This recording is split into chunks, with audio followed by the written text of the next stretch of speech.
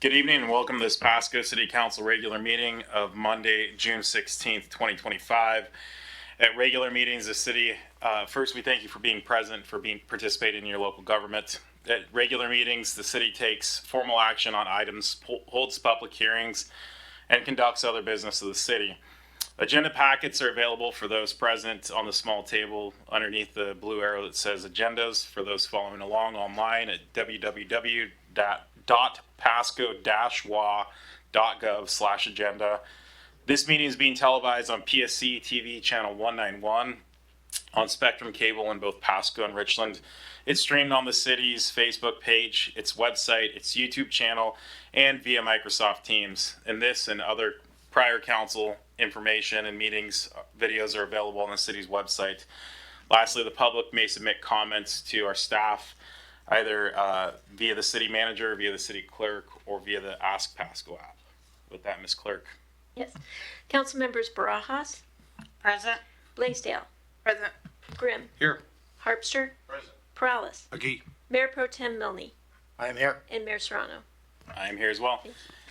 If you all please stand with me and rise for the Pledge of Allegiance. I pledge allegiance to the flag of the United States of America and to the republic for which it stands, one nation, under God, indivisible, with liberty and justice for all. Thank you for that.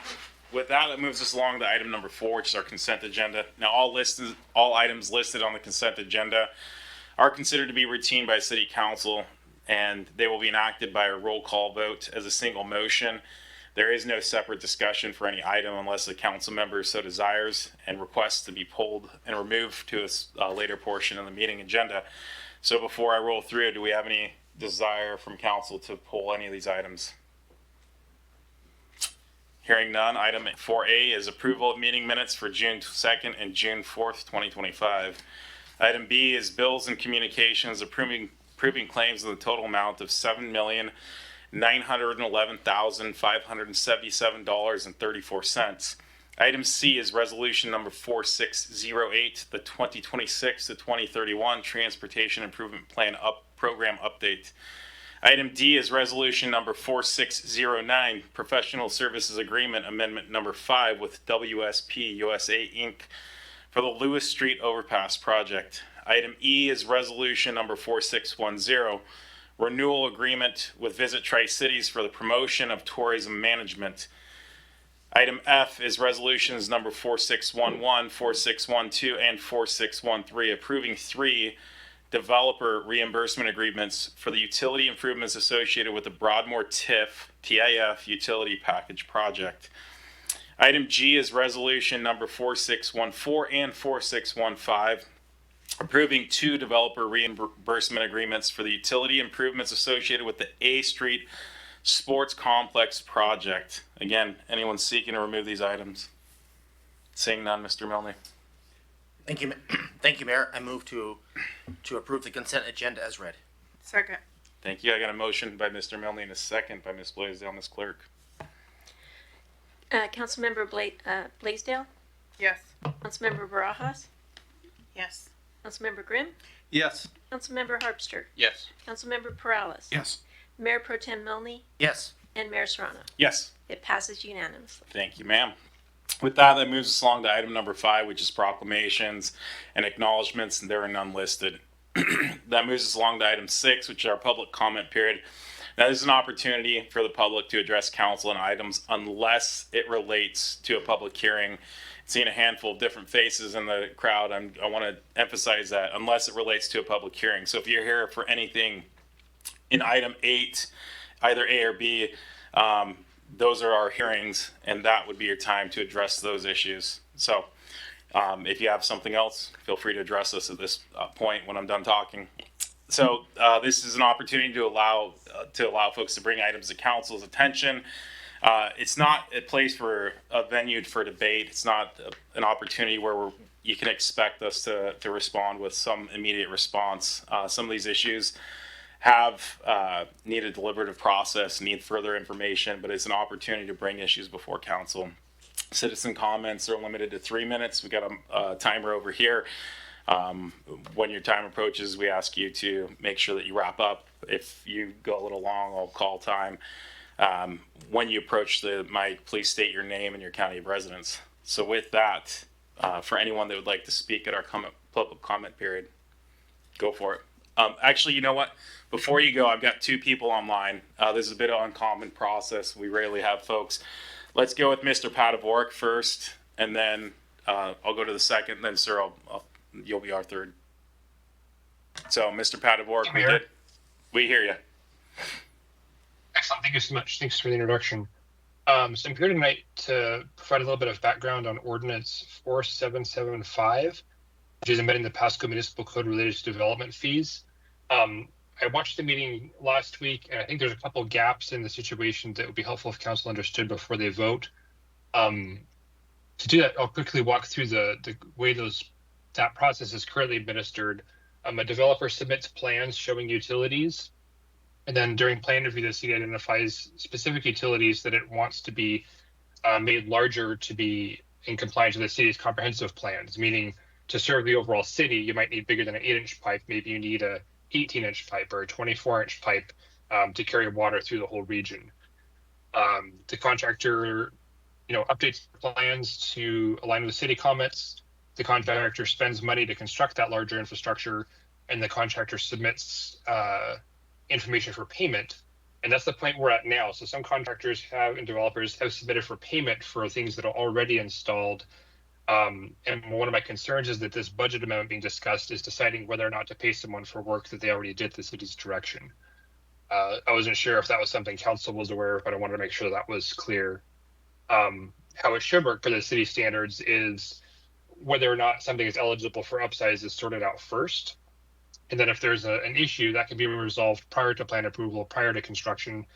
Kind of like asking your friend to go get a burger while they're at Burger King, and then when they come back, they say, "Can I have my $5?" And you say, "I never said I'd pay for it." It's kind of the same scenario with upsize right now, that the city's requiring the larger utilities, but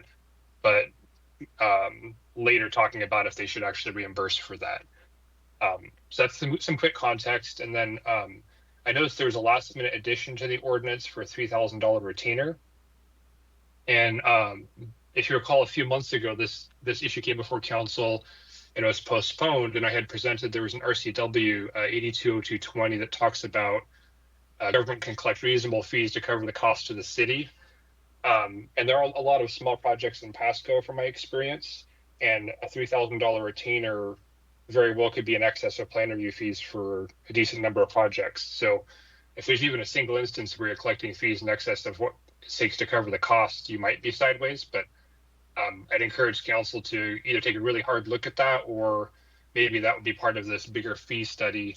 And if the city has problems with some developers or contractors not paying, maybe there's a separate program for people with delinquent accounts more than 90 days, and maybe they get a heavy retainer or something. But so you're penalizing the masses for the crimes of a few a little bit. And that's my comments. Does anybody have any questions on what I presented? Or if not, I can pass to the next person. I think we're good. Thank you for your comments, sir. Thank you so much. With that, Mr. I'm going to probably say your name wrong. Osmundson, I think is how it's said. Go ahead and unmute yourself. We've got you unmuted. Go ahead, sir. Hello, can you hear me? We've got you. Thank you. Thank you very much. My name is Bill Osmundson. I'm a dentist with almost 5 decades of practice, just recently retired. I also have a master's in public health. And for the first 25 years or so, I promoted water fluoridation. And for the last couple decades, I've been highly opposed. We just pledged allegiance to the United States for liberty and justice for all. Liberty means freedom from government oppression. Fluoridation is not done by the EPA, the CDC, the FDA. They have no safety studies on it. They don't even know what's safe and what's not safe. What they have is given that to the states, and the states, the Board of Health says, no, we don't add the fluoride to the water. That's for the local water districts, the cities. I have some serious concerns. One of the concerns is to the fetus. Mothers on fluoridated water, they are ingesting more fluoride, and their infants have lower IQ. I'm also concerned about the infants. So the fetus gets lower IQ if mother's drinking fluoridated water, and the infant is also getting lower IQ if they are having their formula made with fluoridated water. If they're having breast milk, it has almost no fluoride in it, in most samples none, and so it's good. When you're looking at the benefits are no longer there if they ever were. So I'm opposed to fluoridation. I would recommend you vote against it. I can give you more information if you would like, but the fetus and the infant are my biggest concern. Thank you very much. Thank you, Mr. Osmundson. And just for the record, I did receive your email, and I saw at least one other council member did receive that. So we appreciate you sending that in written form and speaking tonight. Thank you, sir. Thank you very much. Do we have any additional public comment? And I know we at least had one person stand up. Go ahead, sir.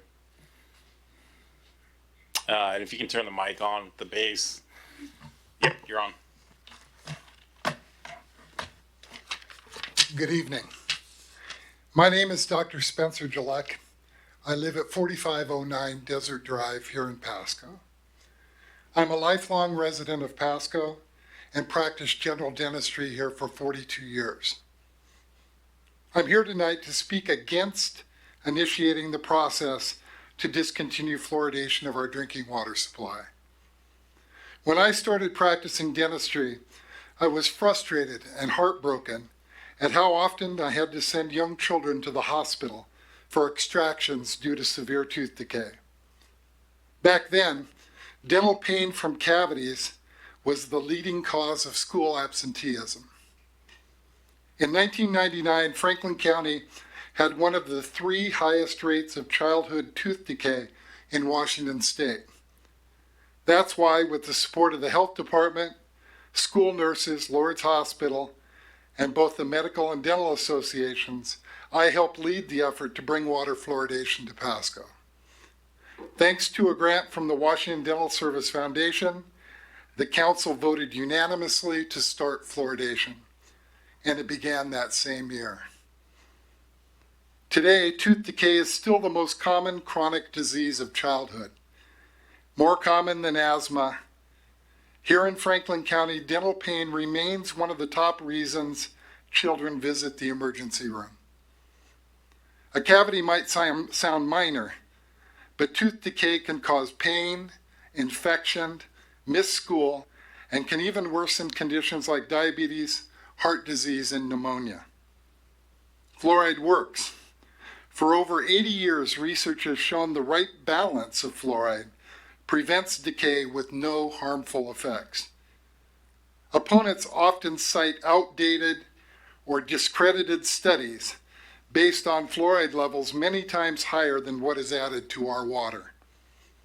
Fluoride at proper levels is like vitamin D in milk or iodine in salt, a simple, safe public health measure. And it's cost effective. For every $1 we invest in water fluoridation, families save $20 in dental costs. If the U.S. eliminated fluoridation, experts estimate it would lead to 29 million new cavities and cost an extra $10 billion in dental care costs in just 5 years. I ask you, what evidence do you have that fluoride is doing any harm? I see only good for our kids, our families, and our community. The promise of fluoridation was never just about preventing cavities. It was about ensuring that everyone, regardless of income, education, or race, could maintain basic dental health. The promise remains relevant today. Please do not move forward with discontinuing water fluoridation in Pasco. Thank you, Doctor. Any additional public comments? Go ahead.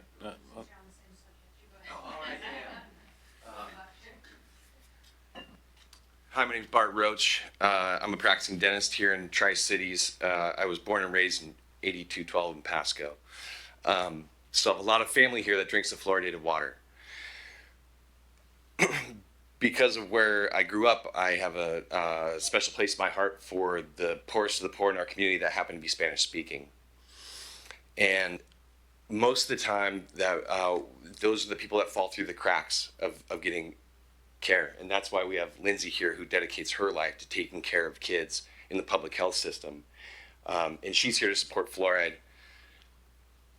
When they asked me to be here, I made a quick search because we learned the parts per million and what the ADA has approved and what research has borne out for decades of experience of using this safely.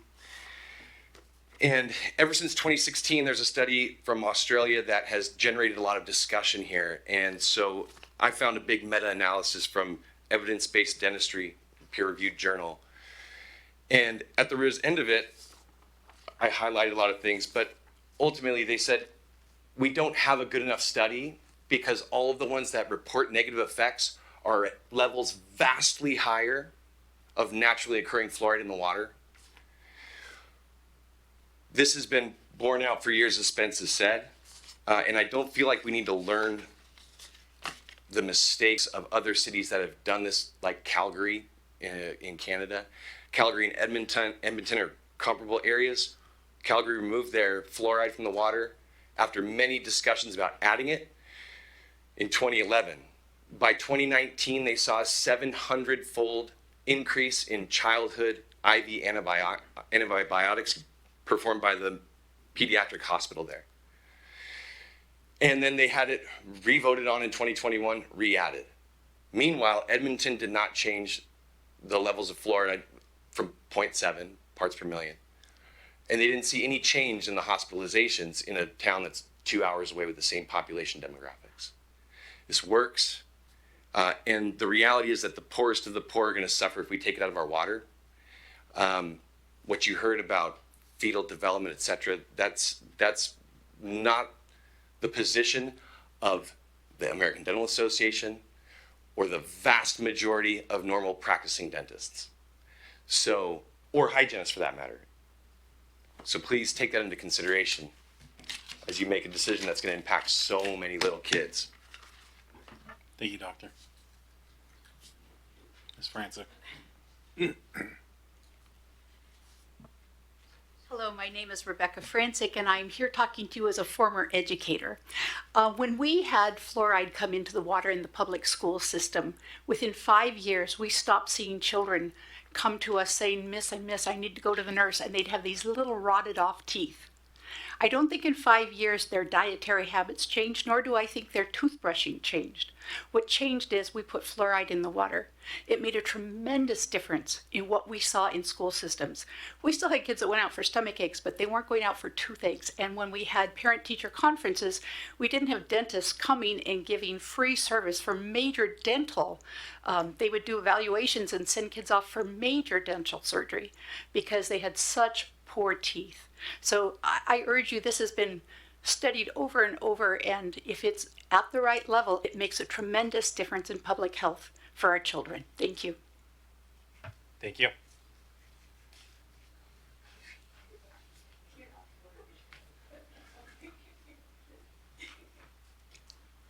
Go ahead, ma'am. Hi, I'm Erica Chambers, a dentist here at a local pediatric clinic, and so just was here today to address the fluoride. Researchers in USC and the University of North Carolina use advanced modeling to estimate what would happen if we stopped community water fluoridation. Their findings are striking.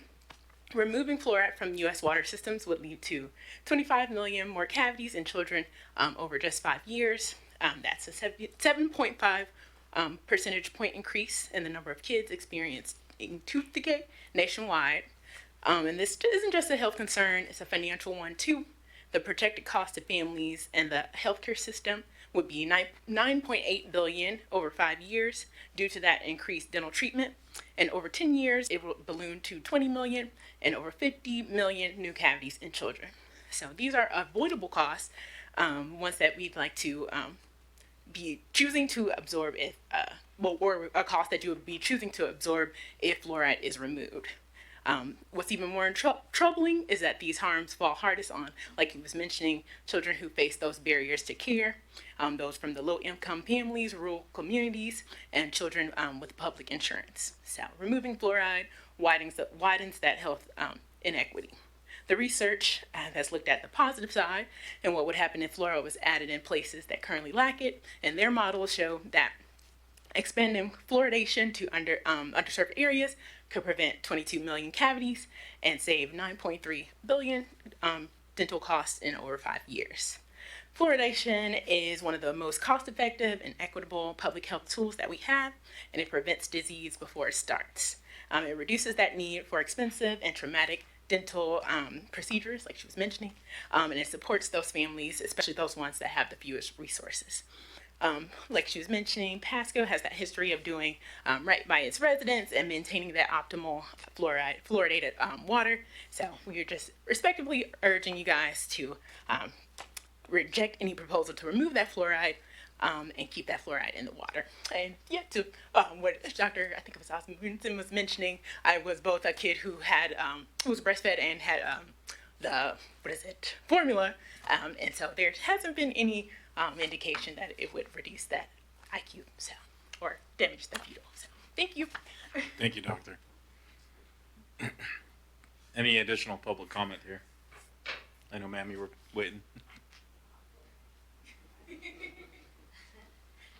Hi, Aisha Martin, Pasco, and I'm just going to read it. This is in regards to 9A for the waiver that's related to the special event that we're having, Pride, on Sunday, the 22nd. I am the president of Tri-Cities Pride and have been the point of contact for all submissions and communications with this city. I have years of experience as an event coordinator, and last year, alongside my board members, we successfully put together Pride in Peanuts Park, a well-managed, responsible, and profoundly community-oriented event. I'm here today to advocate for the approval of the waiver for a beer garden at Pride. We chose Pasco to celebrate Pride because this city, its businesses, and its police department have demonstrated a willingness to be inclusive and supportive, in contrast to nearby communities that have historically been less welcoming towards the LGBTQIA+ community. We appreciate Pasco's progress, and want to keep strengthening those ties by making Pride an event anyone can enjoy safely and responsibly. This year's Pride is bigger than previous years. We have 87 vendors, 9 food trucks, an inflatable kids area, numerous performers, and people from all walks of life who are excited to come along together to celebrate in unity, diversity, and celebration of our community. Our community needs this space, a place to connect, appreciate, and lift each other up in a world that sometimes feels overwhelming and divided, especially today. Having a beer garden is a way for responsible adults to celebrate in their own way and feel comfortable while participating in Pride. It's a normal, expected feature at large community events, and we want to be able to provide that safely and responsibly here in Pasco.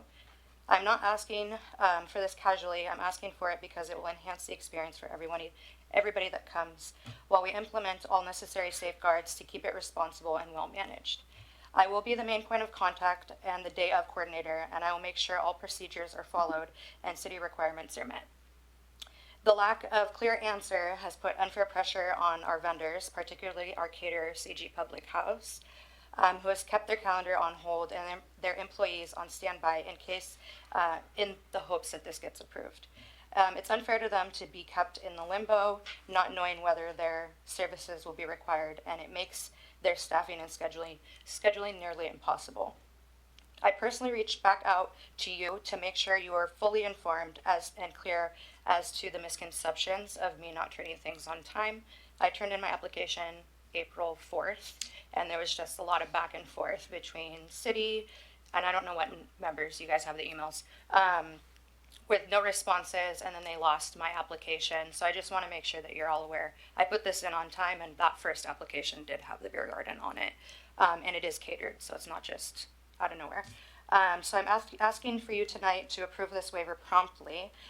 Let's show everybody that Pasco is a place where all people are valued and supported, and that we can celebrate pride in a way that brings our community together safely, responsibly, and with dignity. Thank you. Thank you. Do we have any additional public comments?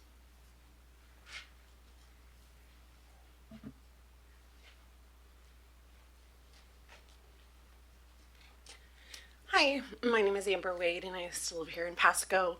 And it has been 601 days since the water meters were installed in our mobile home park, and we are still not with adequate water pressure. We have this last week, or this last month, I helped Becky move, who was here 55 years, and I helped another resident move this last week after living here for 18 years. So we had come up with a solution to try to, we have been working with other local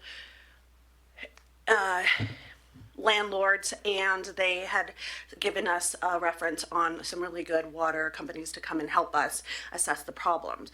So we had 10 to 15 homes that are willing to assess the problem. The company wanted to call the owners to make sure that they could decipher what they could and could not do. Unfortunately, when they wanted to call Bruce, the owners, they were denied entry. I have lived in Walla Walla since 1997, and my family has been a part of the history for over 100 years. And so I'm reached out to my Walla Walla community, and I have plumbers and other people from Walla Walla wanting to come and help us here in Pasco. So I'm asking the city council, you have been in touch with the landlords and you have met with them. So we're trying to come up with solutions. If the solutions that we're trying to come up is being blocked, then what else are we supposed to do? The payment was coming out of a GoFundMe. I have started a GoFundMe for about $120 to $150 it would cost to assess each home, and then that would shut me up and prove that the problem would be only my pipes, or it would probably show that there was an issue greater on. So if we're being blocked, I know you have met with the owners before, and I'm asking maybe you can help mediate some kind of solution, but 601 days is way too long to have this ongoing water pressure where you can't even flush the toilets and use the bath, wash your hands at the same time. Becky, who was here 55 years, knows that this problem was not until they started messing with the water. They installed the water meters in October 24th of 2023, and we are still needing help with this, solving this, or coming up with a resolution to this problem. Thank you, Ms. Wade. Do we have any additional public comments?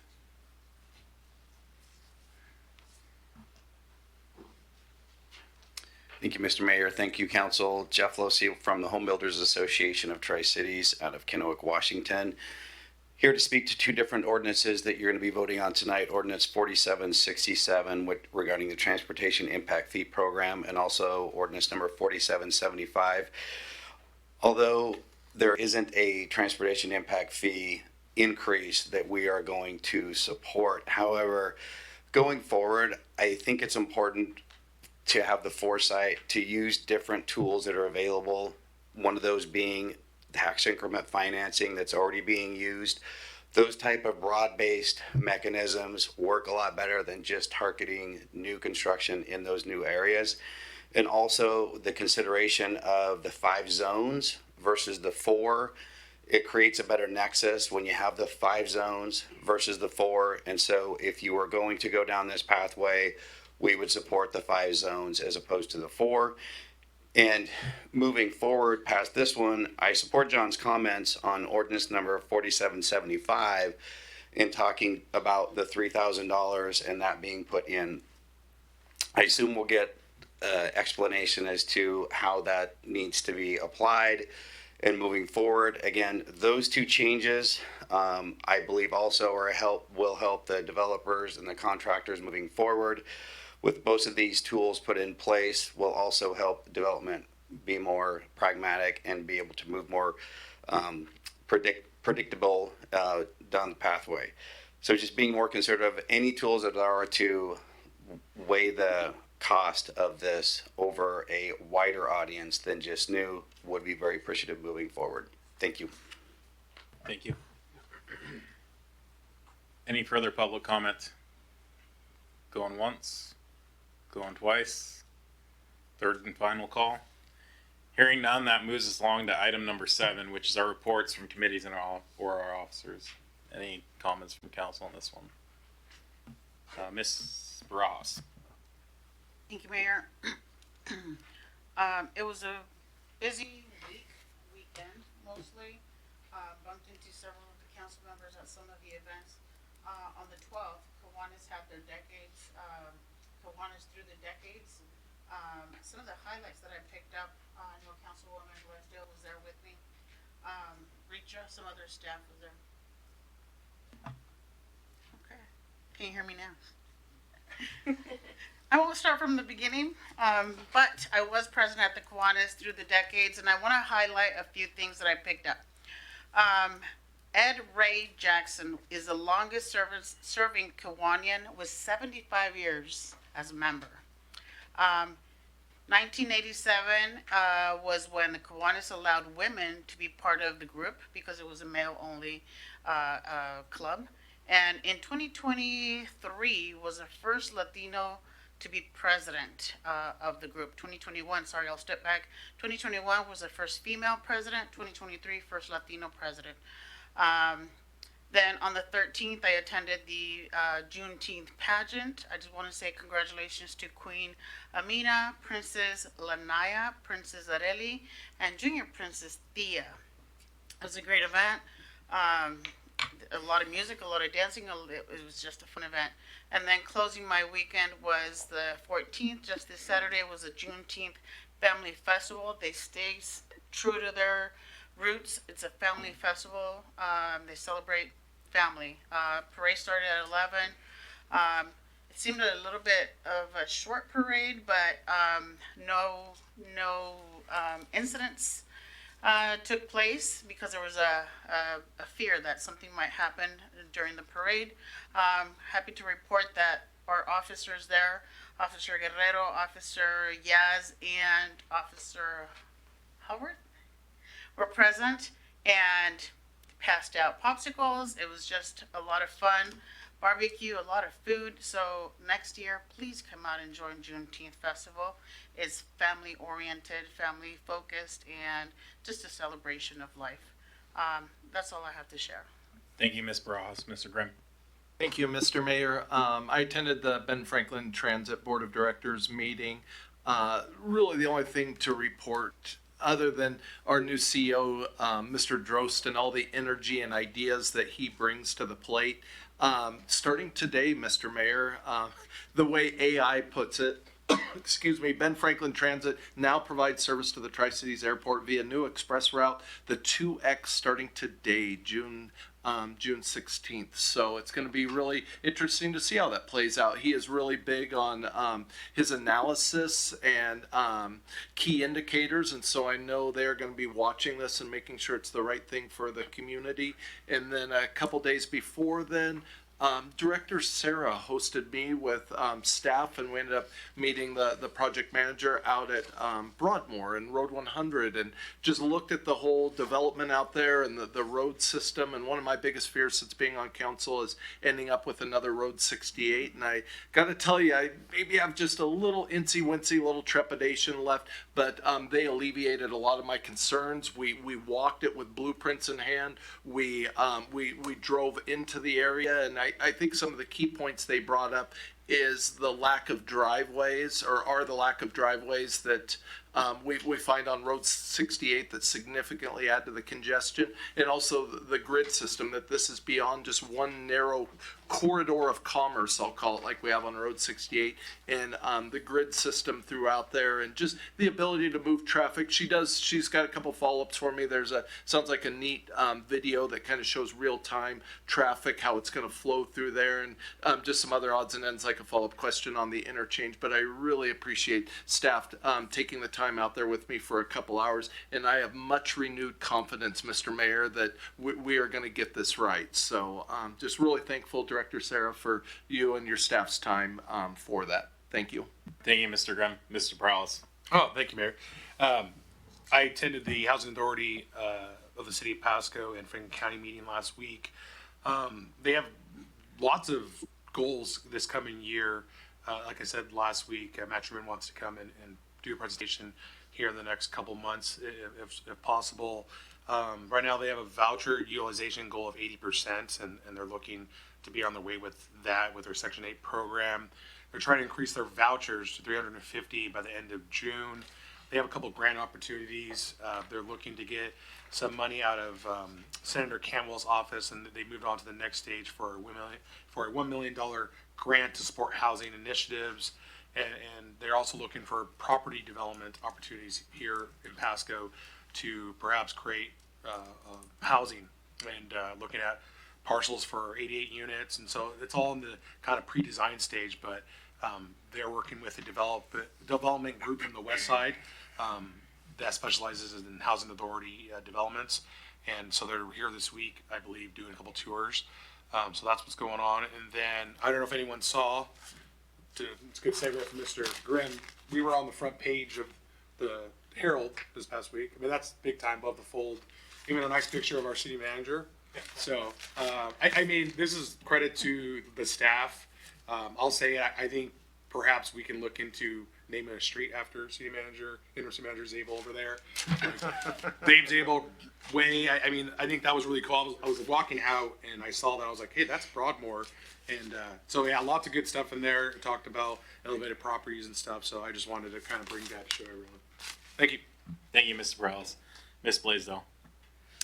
Thank you. Okay, so we'll start with Tuesday. We, Councilman Prowlis, Mayor Pro Tem Milne, and we attended the Surf Through Express Car Wash ribbon cutting with the Pasco Chamber.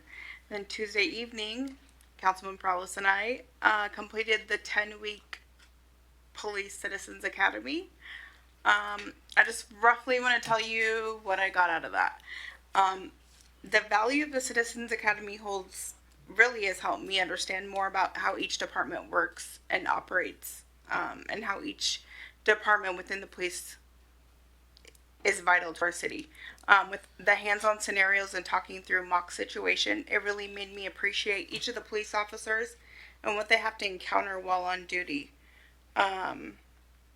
Some of the scenarios were triggering for me, but it definitely put my mind at ease knowing we put our officers' mental health first as they deal with some of the hardest calls on a day-to-day basis and carry those burdens for us to keep our streets safe.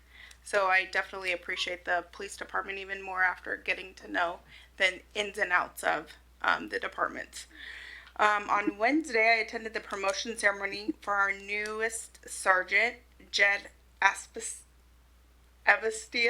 Okay. He served on the regional SWAT team. He's also served as a detective, lead investigator with the Internet Crimes Against Children Task Force, and he brings 12 years experience in law enforcement. I promise this isn't going to be too long, but. And then Thursday, I had the opportunity to fill in for the mayor at the Kiwanis 100-year anniversary. We were entertained by Chihuahua dance team and Pasco High dance team. And the keynote speaker was Michelle Whitney with Pasco School District Superintendent. It was really cool because they went through the rich history of Pasco for the last 100 years, and they're looking forward to another 100 years of giving back to the community. And then Saturday also had the opportunity to fill in for the mayor at the Juneteenth celebration at Kurtzman Park. So, again, happy to report everyone had a great time, and there was no issues at all. It was a successful event, and it's always a good time at Juneteenth. So that's all I have to report. Thank you, Ms. Blaisdell. Seeing no further lights from my left or my right, move along to item 8, which is our hearings and council action on ordinances and resolutions relating thereto. Item 8A is public hearing and ordinance number 4772, Wandrack, I think I'm saying that right away vacation. Director Miller. Thank you, Mayor, and good evening, Council. Tonight before you is an ordinance for a right-of-way vacation. And for those of you who are unaware of the term right-of-way vacation, this means that the city is seeking to officially give up ownership or control of a public street or an alley or a utility corridor. In this case, it's the 4th Avenue Street. And so we received a formal application from the petitioner for this, the owner of the fueling station there on North 4th Avenue, and on May 16th, the City Council set a public hearing date for tonight to consider this vacation, and a public hearing is required, and this was initiated by the property owner. And when CED staff reviews these vacations, we ensure that all of these conditions on the screen that are met, and make sure that the public welfare isn't affected and that the vacation doesn't adversely impact traffic and other conditions shown here. And so we've reviewed that, and in the packet we've provided responses to how this meets the criteria. And this is a map showing the portion of the right-of-way that is owned by the city. And this was an old remnant of a highway back several years ago, I would say over several decades. And so it wasn't noticed by the property and owner, and I believe by the city, because there is a fuel station and materials that are actually built in the public right-of-way.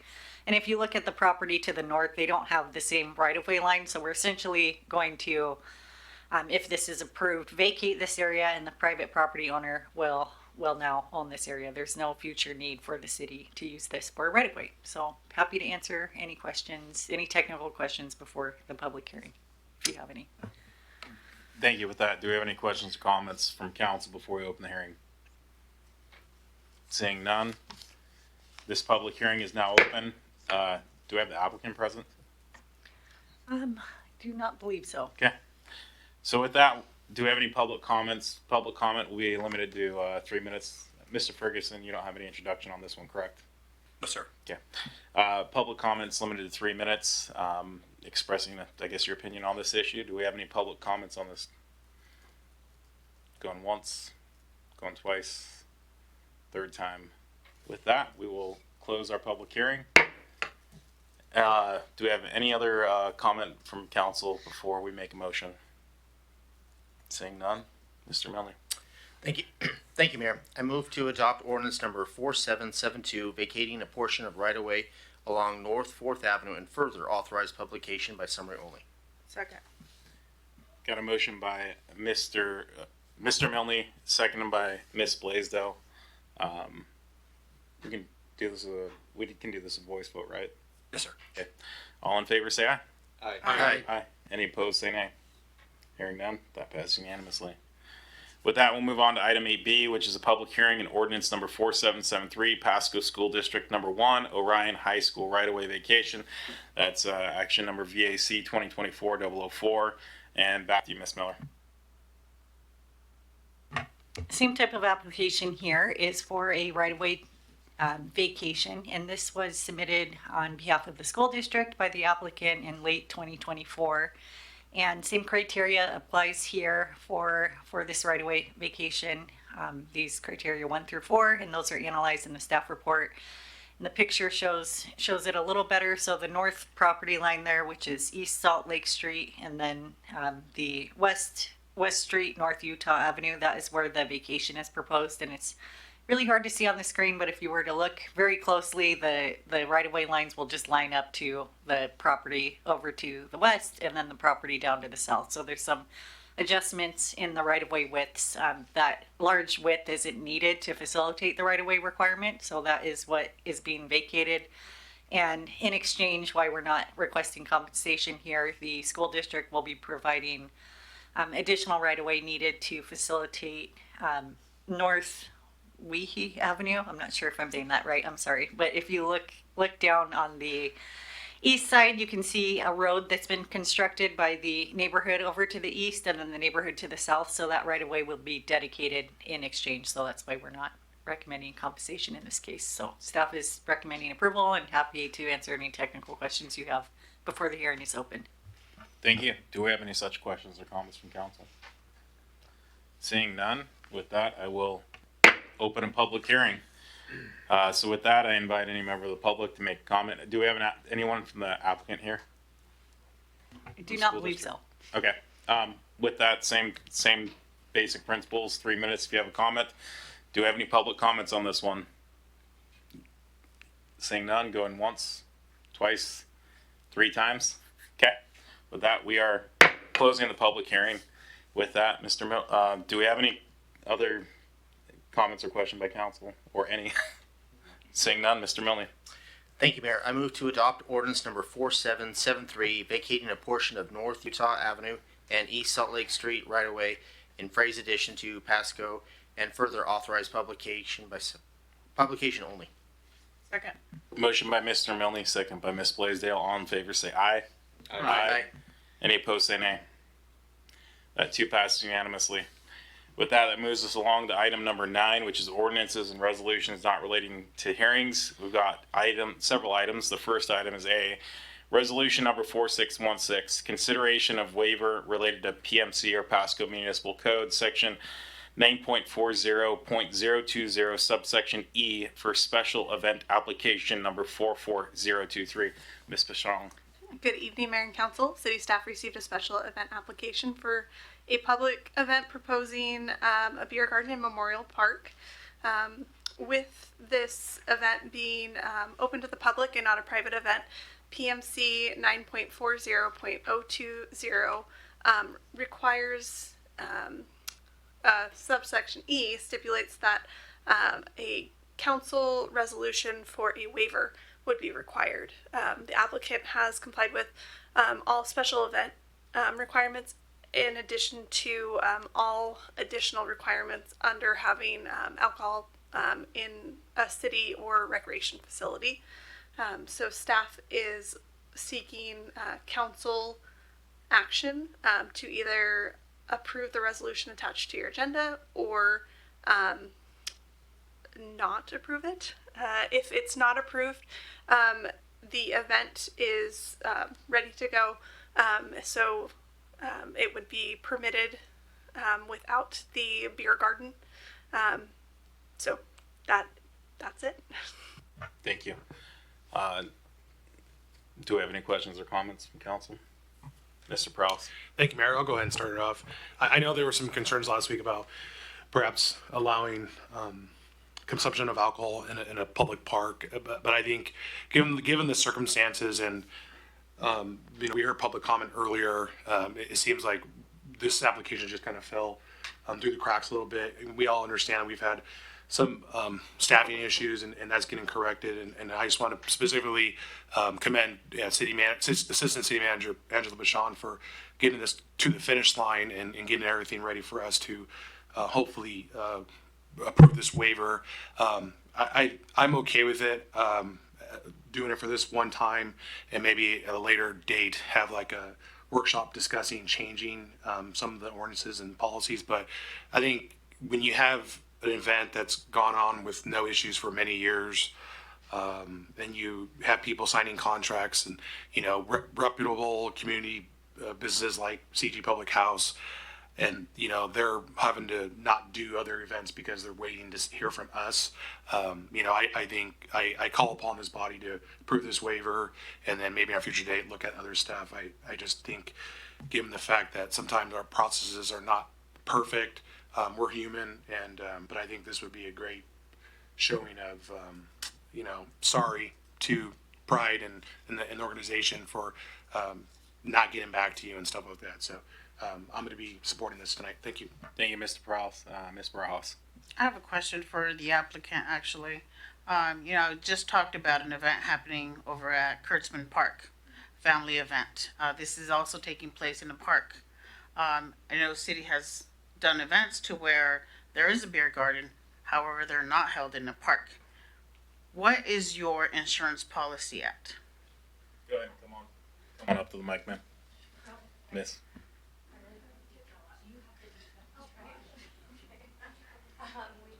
And if you just, the little voice thing, bottom, yeah, push the button. There you go. Hello, I didn't have that on last time. I'm so sorry. So when it comes to insurance, we got the insurance that was requested from us. I believe it's whatever. $2 million for when it involves liquor consumption. And CG has their own license or insurance as well. Okay, thank you.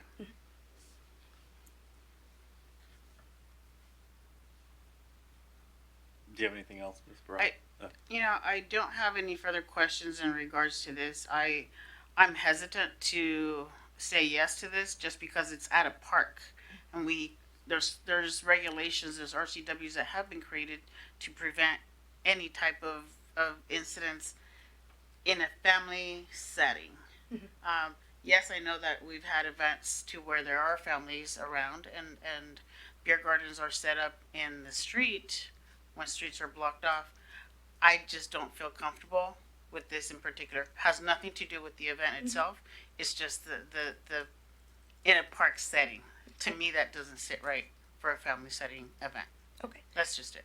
Is there something just for future that I could better understand on what direction I could take it where it would be something that is approved? Right. So I agree with what Mr. Perales said in regards to the staff along with council sitting down and workshopping this and just figuring out how best to move forward with this in these situations, because we got to take advantage of the city growing and other events coming up.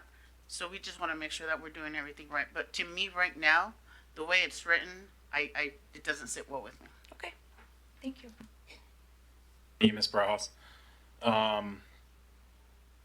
see no further lights. I don't have anything directly for you, ma'am. I echo the same concerns. There are certain prohibitions of alcohol and consumption in a park, and I know we've historically maintained city streetways like you've talked about, different thoroughfares. I understand Peanuts Plaza is technically a park. It's just very different than Memorial Park, different type of community activity and that sort of thing. I'm hesitant. I'm not, quite frankly, quite sure exactly where I'm going to end up on this, even though it's coming before us here in 30 seconds.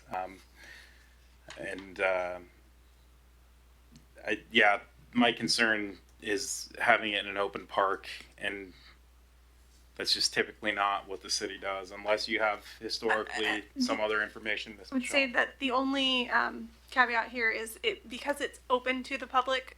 Now, if this was a private event being held in one of our parks, it would go through the standard special event process and it wouldn't come before council. So that's the only additional piece I wanted to add there. Okay. Ms. Blaisdell. I just have one other question. What is your security that you'll be having staffed during the event? We have Phoenix Security. We have 6 security guards. We're going to have one standing at the tent to check IDs and do everything, and then Pasco Police is on call. So we've already been in contact with them, and then we have that. But if we are requiring more, if you guys are requiring more, we can absolutely hire more. Okay. I will be voting yes for this for one reason and one reason only. I would rather have a controlled environment. And from what I understand, and correct me if I'm wrong, it is beer and seltzer. It is not hard liquor. Correct. Beer and wine. That's my reasoning. I would much rather have it controlled than people freely walking through the park drinking or in the parking lot. That's my reasoning. I would be and it will be fenced. I went through a lot of hoops trying to figure out what type of fencing. It will be fenced. It will be designated area. It is far away from the kid location. I put a lot of thought into this to make sure that it's as safe as possible. CG is also licensed caterer. They have 2 bartenders that will be working it. They check IDs as well, so you'll have 2 point of ID checks as well. Thank you. I guess to that point, so if someone were to desire to leave the fenced premises with a beverage, is that where Phoenix comes in, or? Yes. Okay. Yeah. I mean, you'd have to stay within the boundaries. square. But yes, and then nobody's allowed to leave with it or a cup from inside out. Okay. Thank you. Yes, Ms. Bras. So there was a comment about, being this a controlled environment to, instead of having people potentially walking around with drinks or going to their car, getting a drink. Is that something that has happened in the past? Not that And what I'm have aware you of done? myself. Last year we had no issues with that, and we were actually at Peanuts Park. We didn't know that you can have alcohol there, or we would have had it, to be honest. But there was no issues that we came with aside from just protesters. That was it. Okay. Okay. Thank you. With that, I think we're ready for a motion. All right, Mayor. I move to approve resolution number 4616, authorizing the limited use of liquor within a designated area of Memorial Park for special event application number 44023. Second. Got a motion by Mr. Milne and a second by Ms. Blaisdell. All in favor say aye. Aye. All opposed say nay. Nay. So it sounds like it passes 4-3 if I understand correctly. Can we verify that? Yeah, let's go ahead. Can you go ahead and do a roll call? Councilmember Barajas? No. Councilmember Blaisdell? Yes. Councilmember Grimm? No. Councilmember Harpster? No. Councilmember Perales? Yes. Mayor Pro Tem Milne? Yes. And Mayor Serrano? Yes. Yes, it is 4-3. Thank you. Okay. With that, I do want to kind of caveat that I don't anticipate that next year we're going to have the same type of inquiry and approach. So let's make sure that we, I think Mr. Perales had some good points about maybe whether or not council needs to be educated on the process or whether or not it really is deserving of a future meeting. Either way, I think educating us on the process would be helpful. And then whether or not we need to set different standards. And certainly, God willing, this goes off really well and the standards are fine. Thank you. Okay. With that, we'll move on to item B, which is resolution number 4617. Amendment to interlocal agreement with Pasco School District related to school impact fees. Mr. Ferguson, it looks like you've got the floor here. Well, I'll just be brief and let Ms. Sigdell take the big part of this. But essentially, we've talked a lot about the school impact fee and essentially what the two parts are. When the district came and then presented their new capital facilities plan, that started this process that we're on. The long-term way to amend the school impact fee to be in compliance with the capital facilities plan is to go through a comp plan amendment where we adopt their capital facilities plan. This is an opportunity to essentially expedite that process. There's two things that need to happen to do that. The fee schedule, which Ms. Sigdell will talk about in just a moment with regard to the ordinance amending the fee, will be the second part of that. But the first part is that we actually need to amend the interlocal agreement with the school district. The part of what took place when the ordinance was passed was that there was a specific agreement between the city and the school district that laid out exactly what the process was going to be in the interaction between the parties and what the responsibilities were. At this point now we need to amend that because ironically, which was kind of rare as these agreements go, from what I understand, our interlocal agreement actually enumerated the particular fee amount. Normally, it's essentially says that you shall come back and amend it as requested or as amended by the capital facilities plan. Ours actually had the specific dollar amount in the interlocal agreement. So what you're seeing tonight is an attempt. The school district they took the laboring oar on this and put together the amendment, which basically struck that language that laid out the specific amount in the interlocal agreement and made it more general. We do, I want to be clear too, though, there's other things in the interlocal agreement that will be better suited potentially going forward. So at some point there may be later on that it's not necessary right away, but the district has indicated that a restated and amended interlocal agreement to kind of get us into the next phase of this, how these things actually work, will probably be forthcoming. But at this point, we're just trying to get the interlocal agreement amended so that when the fee schedule changes, hopefully in the next matter or the next item, will be in compliance with our own agreement. So there's a contract between the two parties, and then there's our ordinance. This is the contract between the two parties that needs to be amended prior to the ordinance change. With that, happy to try to answer any questions. Thank you. Do we have any questions or comments from council? Mr. Harpster. Just one question, so I make sure that I understand this process. With this proposed amendment to the ILA, in the future, if the school board adopts a new capital facilities plan with a new school impact fee, then because this language is changed to as set forth in the school impact fee schedule adopted by the city, does that mean that they don't need to pass a new capital facilities plan? We don't need to amend our comp plan and the ILA and the fee schedule. We just simply need to update the fee schedule. No. So the fee schedule typically is done after the comp plan process.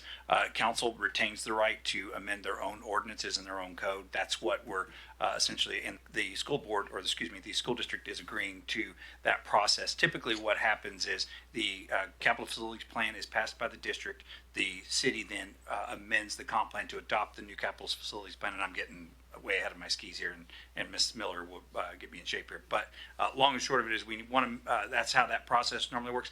Then we change the fee schedule to match that. We're trying to expedite that process, and we're a little out of order, but since the fee is going down, there shouldn't be an issue, and we should be fine in terms of any kind of somebody contesting it. So, but going up would be a different story. So that's why, no. So at the end of the day, we will still have to try to answer your question, we still will have to amend the fee schedule, but that would be after the comp plan amendment, not prior, like it is now.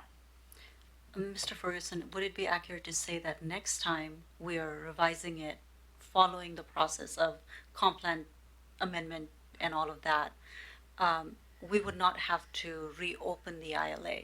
Correct. We would just change the fee schedule, but right now we're having to do an additional step because the essentially the fee is hard coded into the ILA. Okay. Appreciate that. Thanks. Any additional comments from council here? If none, can we get a motion? Thank you, Mayor. I move to approve resolution number 4617, authorizing the interim city manager to execute an agreement to the interlocal agreement between Pasco School District Number 1 and the City of Pasco for the implementation of school impact fees. Second. Motion by Milne, second by Ms. Blaisdell. All in favor say aye. Aye. Aye. Any opposed? Hearing none, that passes unanimously. Moves us along to item C, which is ordinance number 4774, amending PMC or Pasco Municipal Code related to Pasco School District's school impact. Ms. Sigdell. Thank you, Mr. Mayor, and evening council. This is essentially a follow-up to what Mr. Ferguson just presented, changing our fee schedule, which changes just the numbers from $4,700 for single-family residents to $0, and $4,525 for multifamily residents to $2,595. Do we have any questions or comments from council? Seeing none, can we get a motion? Thank you, Mayor. I move to adopt ordinance number 4774 related to school impact fees, amending certain provisions in chapters 3.35 Pasco Municipal Code and providing servability and an effective date, and further authorize publication by summary only. Second. Got a motion by Milne, second by Pross. Actually, before we do that, I have one quick question. Why is it that we're retaining the fee structure, albeit truncated in the multifamily? That is the study that school district does on a yearly basis, and they have to show direct impact of what kind of developments are requiring expansion of schools in any manner, and they're finding multifamily have that impact while single family will not in the near future. Okay, I appreciate that point of clarity, and you know, I know a lot of our multifamily is driven by state law, and so maybe we may want to work with the state to modify that down the road if the school district so desires. But okay, any further? Mr. Prowse. I just had a question. So what's considered multifamily? Would that be a duplex, a fourplex? I believe for us it is a fourplex. There is a specific definition that we can send to council. It's not always as simple depending on how things are connected. We will send you the exact definition from our PMC to you. Okay. But we're pretty confident it's not duplexes? I do not believe so, no. Sounds great. I do want to add that this would be effective June 25th. So this is not an ordinance that would be effective 5 days after today, which is the normal standard for us. So is that a heads up to developers who are close to applying? That is correct. Maybe hold your horses. That's good. Let's go ahead and do the motion and the second back over again, since we've taken some space between. Mr. Milne. All right, Mayor, I move to adopt ordinance number 4774 related to school impact fees, amending certain provisions in chapters 3.35 Pasco Municipal Code and providing servability and an effective date, and further authorize publication by summary only. Second. Got a motion by Mr. Milne, a second by Mr. Perales. All in favor, say aye. Aye. Aye. Any opposed, say nay. 2 passes unanimously. We're going to roll along to item D, which is ordinance number 4767, Transportation Impact Fee Program. Ms. Sigdell, staying with you. Thank you, Mr. Mayor. We are essentially at the end of our transportation impact fee process for this round. We've been through a lot of these discussions. Last presentation, council directed staff to come with a 4-district and a 5-district program, so that is what you see on the screen. Essentially, the only change is the south and the central combined, which would create that 4-district rather than the 5. And to coincide the school impact fees changes to the transportation impact fee changes. So the ordinances are written such as all things are effective on June 25th. So the changes to the transportation impact fee would be effective June 25th, like the school impact fees as well. And you have 2 different motions in front of you that refer to 4-district or the 5-district program. And for our next steps, if council chooses to pass the ordinances, is looking into our traffic impact analysis process and figuring out how we clarify and reduce scope, because now we have some very critical projects that would be listed within our transportation impact fee. So we're not having to put that load on developers that we're doing right now, and all of that negotiations and time that it takes for development to happen. We're also looking in for an in-house review, which is what Director Miller is working with her team right now, for more of the smaller and less complex projects, so that there's cost efficiency for developers as well as savings of time, and review of thresholds for those types of analysis. So that's going to be the next steps for us. And with that, I'm open to any questions that you might have. Thank you. Do we have any, Mr. Prowse? Thank you. So when you say thresholds, are we going to start kind of segueing into SEPA thresholds as well? Yes, this is a big milestone before we can move to SEPA thresholds and changes to that. We are much more ready to move forward with residential SEPA threshold increases than we are with commercial and industrial. If council remembers, we've discussed this a couple of times before, where we actually do not have codes in our PMC that would provide standards for commercial and industrial. So we need to create that first before we can make changes there.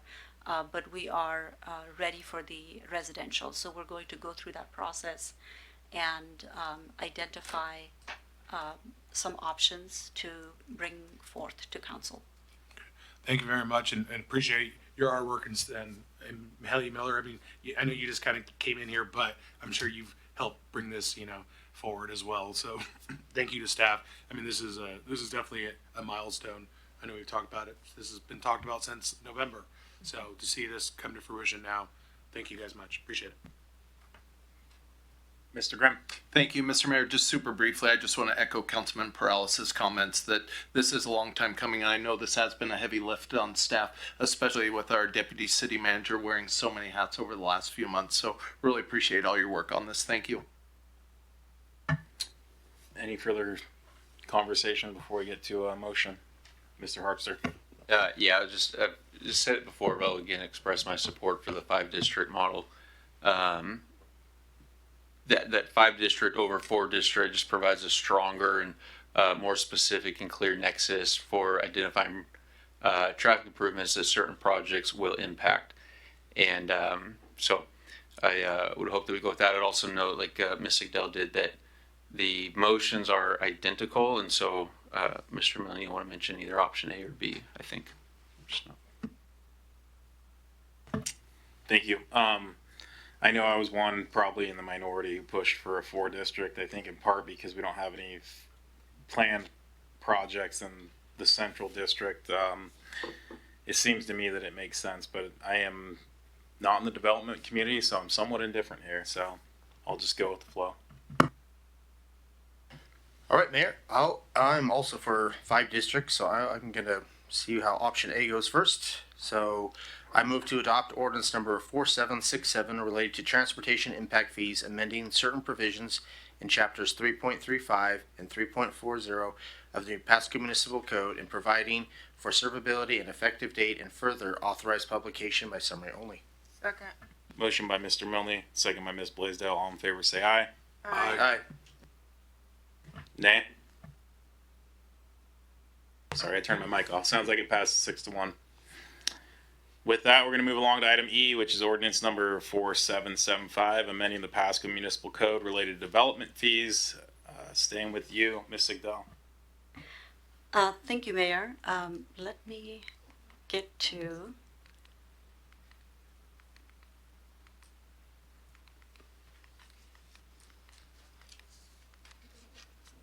Oh, okay. If I can, I don't think we have the slide in there, but we've talked about development review fees quite a bit.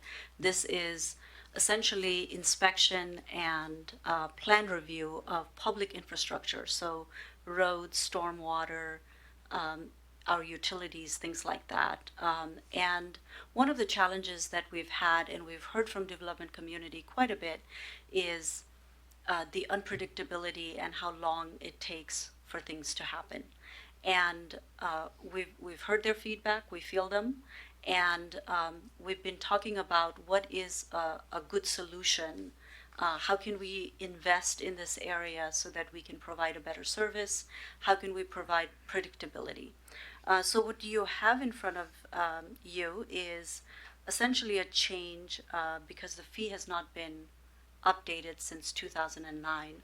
So the fee going from $60, $90 per the first hour, and then $60 thereafter, to essentially a flat $105 per hour.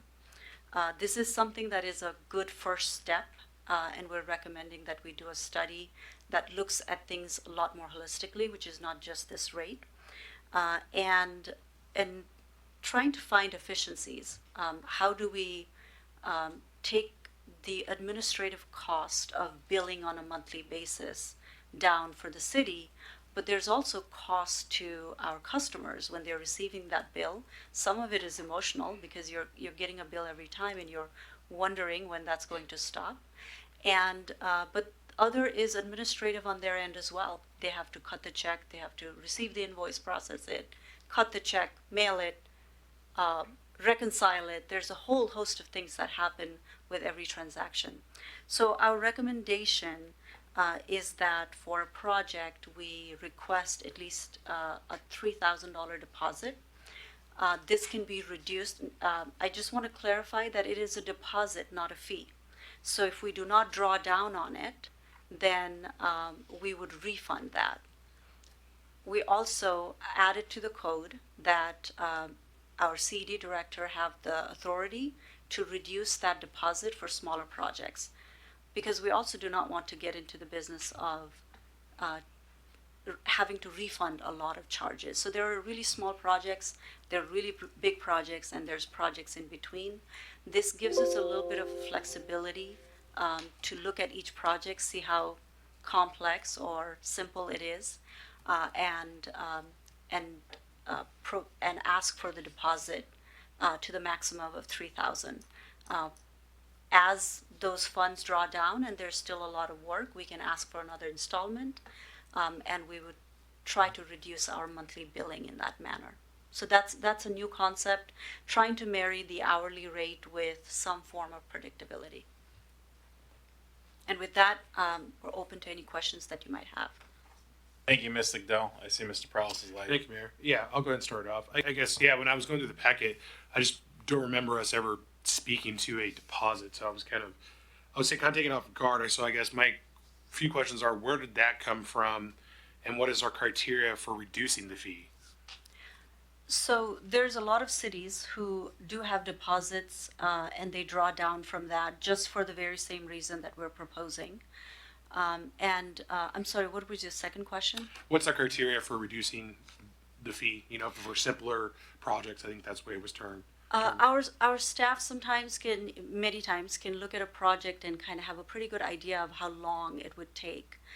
There are projects that might look exactly the same, but there might be utilities that are not quite there yet, or there might be utilities that are going through the frontage. And so we would look at the complexity of the project and determine and make an estimate essentially at the time on whether it would take the full 3,000 or it would be a much smaller amount. The incentive for staff would be that there would be no reason to go through the refund if we reduced the dollar amount. So what other cities do this? Plenty on the west side. I want to say Bothell, Bellevue. I can find some other names for you. Okay, yeah, I mean, I'd rather like to get information about something we're going to implement, you know, because I want to support this. I want to vote on this, but that $3,000 deposit, I just want more understanding on it. And at all the presentations we've had on this, we've never even talked about it. So. No, you're right. We're trying to find solutions to problems that exist within the city. And so how do we find staff time so that we can do more value-added work? Because frankly, I do not find billing somebody every month for 5 hours that we worked on that project to be value-added. And so how do we find that good marriage of efficiency, but then also where there's a lot of transparency, which was the problem that was set forth to staff. So essentially, if someone came in, they paid $3,000 up front, a deposit. I'm just trying to work this out because we didn't have any time to discuss this. So if you only bill 10 hours at 105, you're just taking that from the deposit, and then we're going to be in the business of refunding someone money if that was it. That is correct. Okay. Have we worked that process out yet? I mean, do we do that quite a bit, giving people refunds? We do not do that because we do not take deposits right now. Okay. So we don't. So we've never. What about all the other departments in the city? Do we give refunds out? Yes, we do. So for that utility process billing. is pretty simple. Yeah. Okay. Because I just feel like we're like attorneys, so we gotta start putting some money in the till every time. Every like, oh, well, you're drawn down, so we can't work on it until you bring in another $3,000 or something. I hope that's not the case. Is that the case? No. There are times when the city does not get paid for the work that it has done right now. So there might be Right. some challenges, like I believe somebody earlier mentioned. So if you're in the habit of not paying the bill, yes, it might be. But I don't think that is a large percentage of our customers. I think for me, I can't stomach it because I wish we would have been able to put this in front of the developers when we had those meetings. Like, hey, we thought about doing this, and then we're not doing that. So we're just not having that debate. We could go out, they could call up Bothell and stuff. I guess I'm just hesitant. So I guess I'll see what the council decides. I may be the lone vote of no just because of that, and I guess we'll see how it works out. But I appreciate you providing solutions. That's what we want. But I appreciate the work done. Thank you. Thank you, Mr. Prowse, Mr. Grimm. Thank you, Mr. Mayor. Yes, similar comments again to Councilman Perales, just about saw the $3,000 deposit too and had to read it. And I fully see the justification on it and, the need for billing. I guess the one follow-up question I would have that would be a little different is, how did we arrive at 3,000? Is that a common number or just a happy medium or? Some of the examples of prior projects that we've done, it goes anywhere from $10,000 to it might be $200. And so we do a variety of work. And so how do we find that good medium? There might be, developers who might go, well, I pay a lot more than that. That doesn't seem enough, and so I'm going to have to provide another deposit. But then there's people who have much smaller projects that to whom the 3,000 is a lot more. And that is why the 3,000 is the ceiling. And then that gives the rest of it, it gives staff flexibility to reduce, so that we can, because we do just such a great variety of work within the city. So 3,000 is your average, but it kind of makes sense because if you're charging about 9,000 for a development, 3,000 is not enough, but asking for a deposit 3 times is less work. But then if there's a much smaller project, we have the director's authority to reduce it, we don't collect that much, and we don't have to refund, and we're good to go.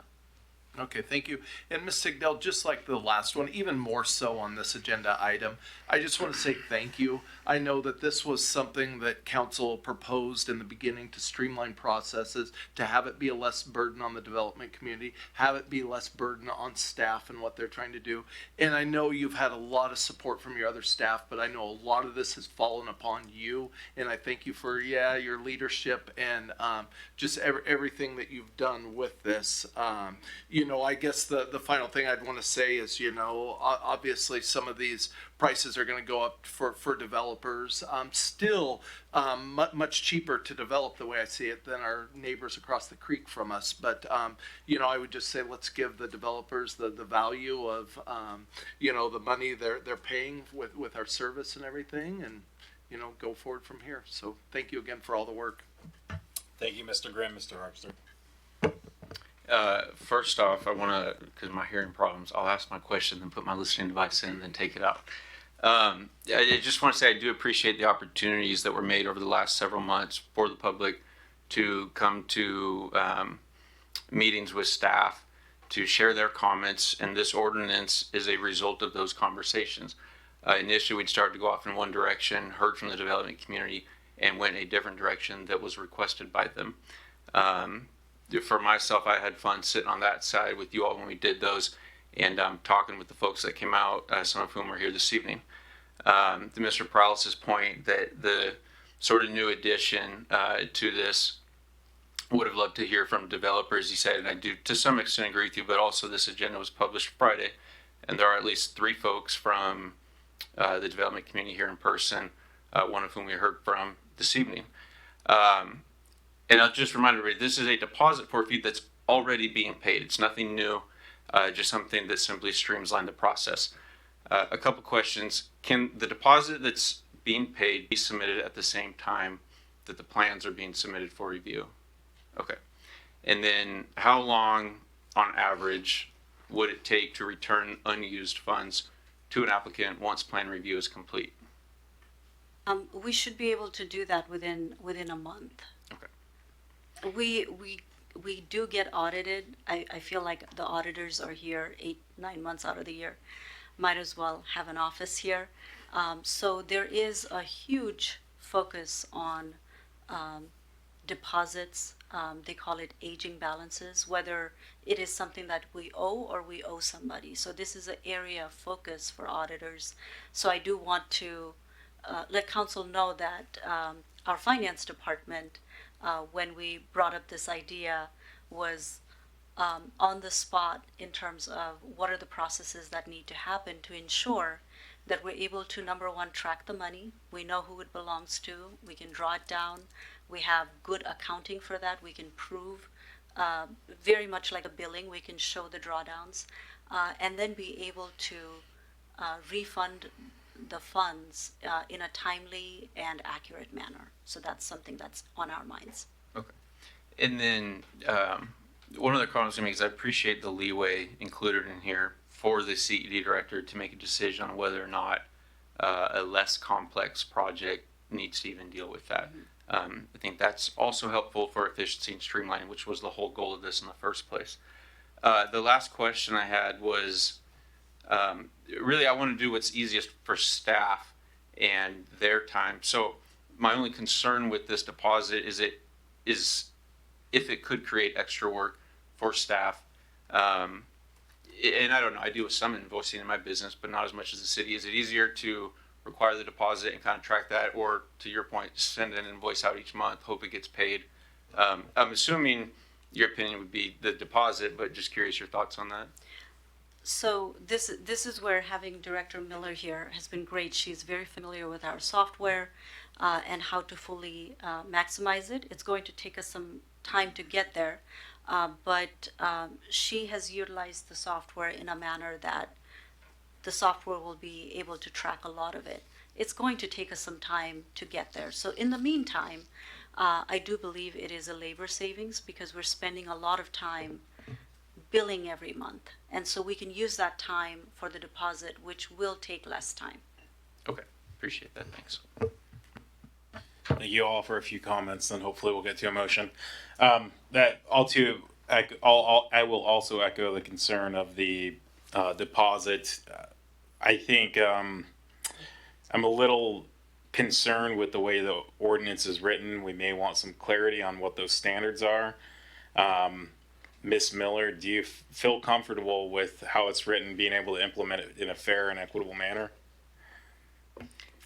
I do, and there was a similar provision that I used at City of Marysville. The Marysville required, I think, 2,500, so it was a little lower, but our goal is not to be refunding money. We want to establish a deposit that's fair, and so it's what the applicants would owe anyway. So if there are smaller projects, or if we find we're just routinely too high, then maybe we'd come back with a code change to council and say 2,000 is really better, but I feel that we could administer it pretty well and that we'd save time for the applicants.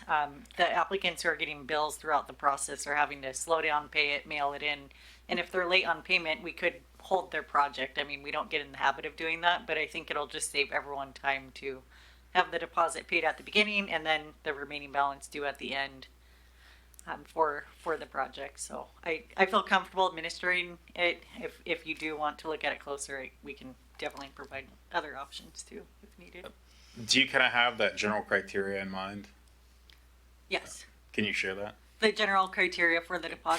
For decreasing the fee from 3,000 yes. for the deposit. So most projects will require 3,000 until the permit staff get the hang of it. We'll have them run the deposit amount by our development services manager, Brian Cartwright, and we'll reduce it by a third or a half or even more for each project. So there is going to be a little bit of work by staff initially, and then I was thinking we could form like an internal policy to use for deposits so that we don't have to slow down and check every time. But when we do a refund, that's work for CED and the applicant waiting for the money in finance. So we're not wanting to overcharge in any instance. So that's what we would do. And a similar approach was used in Marysville and it seemed to work just fine. And if, there's just lots of back and forth with an applicant, I would err on the side of a lower deposit just to, get them moving and then knowing that we'd charge the rest at the end or in, deposits during the process, to bill them to limit that. Thank you. I appreciate you bringing that experience with you and joining our staff. And I think that'll be helpful. Just so to those points, if down the road, 6 months or so, maybe a year, you see that you're refunding too many, please bring us some sort of modified code. I think you're hearing from us and we're hearing from staff. The idea is here not to hamper, but to expedite. And then as you develop the policy, that may be at least some sort of rubric that's worth sharing with the development community.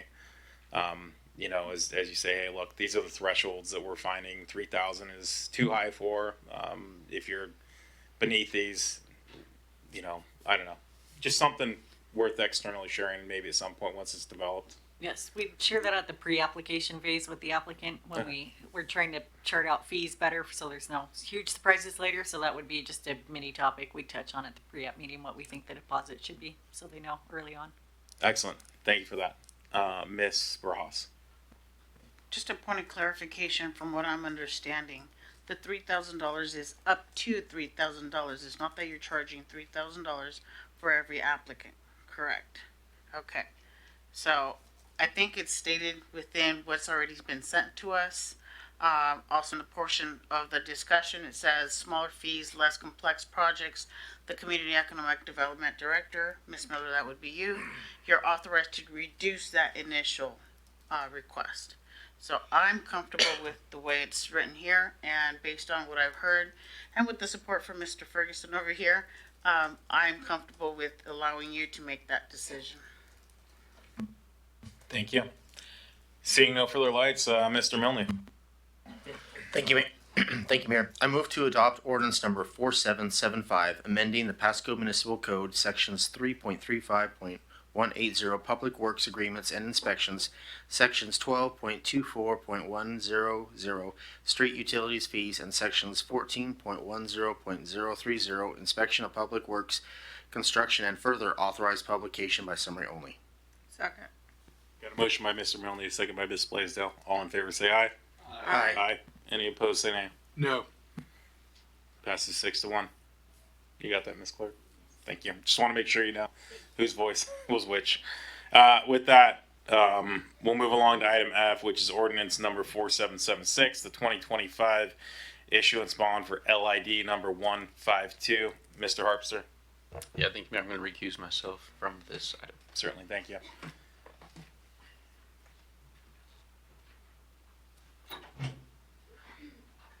Kick it to you, Ms. Sigdahl. Thank you, Mr. Mayor, and evening council. This is a presentation that Interim Director Garcia presented last week. And essentially, this is the large LID which builds a sewer infrastructure on the north side of City of Pasco, large UGA expansion that happened in the last comp plan update. And we're building infrastructure to ensure that development can happen in that area. There's a long list of things to do, and we are almost at the end. And what is in front of council is a authorization for staff to move forward with issuance of the bond. And essentially, one of the key elements of that, much of it is form, but a key element of that is interest rate. That would be of interest to you. And what we're asking for is for that interest rate to not exceed 6.5. If it does, where as we're selling the bond, the market factors are such that it is 6.75, we'd be coming back to you. But if they're below that amount, then you're authorizing staff to move ahead with issuance of that bond. Currently, we're getting estimates anywhere between 5 and 6%. LIDs, just as a education for council, are a little bit different than when you're issuing your LTGO bonds, which are essentially your government bonds. LIDs are secured by the property that it is improving, so the interest rate becomes a little bit higher. You do not get the government tax or interest rates in that scenario. So really depends on market factors, how many buyers there are. So at this time, we're asking for authorization from council to move ahead with up to 6.5% interest and all of the other criterias that are included in the ordinance that has been written by our bond counsel. And with that, I'm open to any questions that you might have. I don't see any lights with this. Looks like Mr. Milne, you're up. Thank you, Mayor. I move to adopt ordinance number 4776, providing for the issuance and not to exceed $12,678,905.87 aggregate principal amount of local improvement district bonds to provide a portion of the funds necessary to finance public improvements in the local improvement district number 152 and pay the cost of issuance of the bonds, fixing or setting parameters with respect to certain terms and covenants of the bonds, appointing the city's designated representative to approve the final terms of the sale of the bonds, fixing the interest rate on assessments within the LID number 152, and providing for other related matters, and further authorized publication by summary only. Second. Got a motion by Mr. Milne, a second by Ms. Blaisdell. All in favor, say aye. Aye. Aye. Aye. Any opposed, say nay. Passes 6-0. Will you grab? Thank you.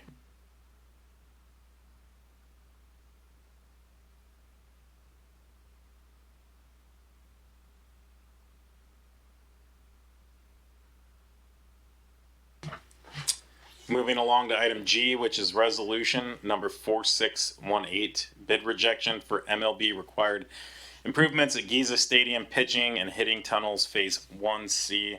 This is coming from Miss Sarah. Good evening, Mayor and Council members. The project we're going to be talking about is one of the several projects that were proposed in the Giza Stadium. This one pertains to modifications to pitching and hitting tunnels, which need to be increased in size in order to meet the new regulations for Major League Baseball and for minor league teams. So this is one of several projects. The project has state funding, and the bid was put out, and bid opening happened on June 10th. There was only one bid, and it was substantially higher than our engineer's estimate and available budget. And therefore, we are recommending rejection of bids so that this project can be reevaluated and hopefully repackaged to receive a more favorable bid and allow for other work to continue without defunding other activities that are planned in that facility. With that, I am happy to answer any questions. Thank you. It looks like my light's the only one on. I do have a couple questions. I'm assuming that the Dust Devils team are well aware of this bid rejection. Yes, they are aware and they understand the impacts of accepting a bid that would be beyond what was budgeted for. And so they are working with their oversight agency to understand what timeline can be arranged in order to meet the requirements.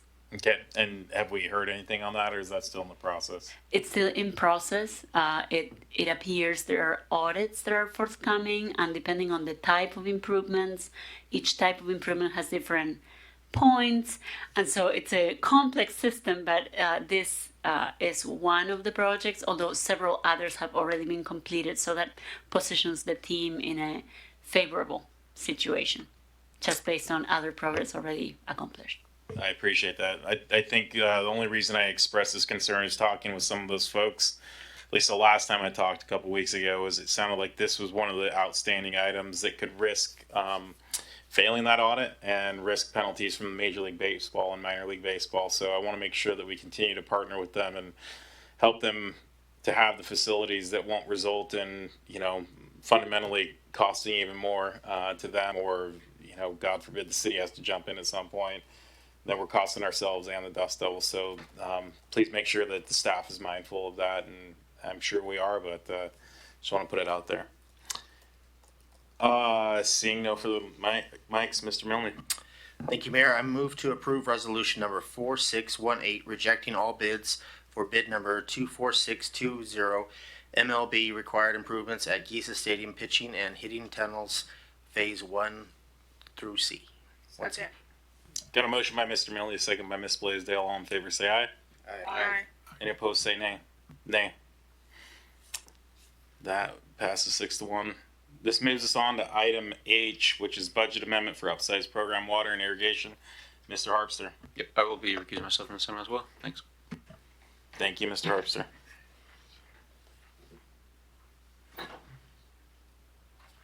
With that, Ms. Sarah. Good evening, Mayor and Council members.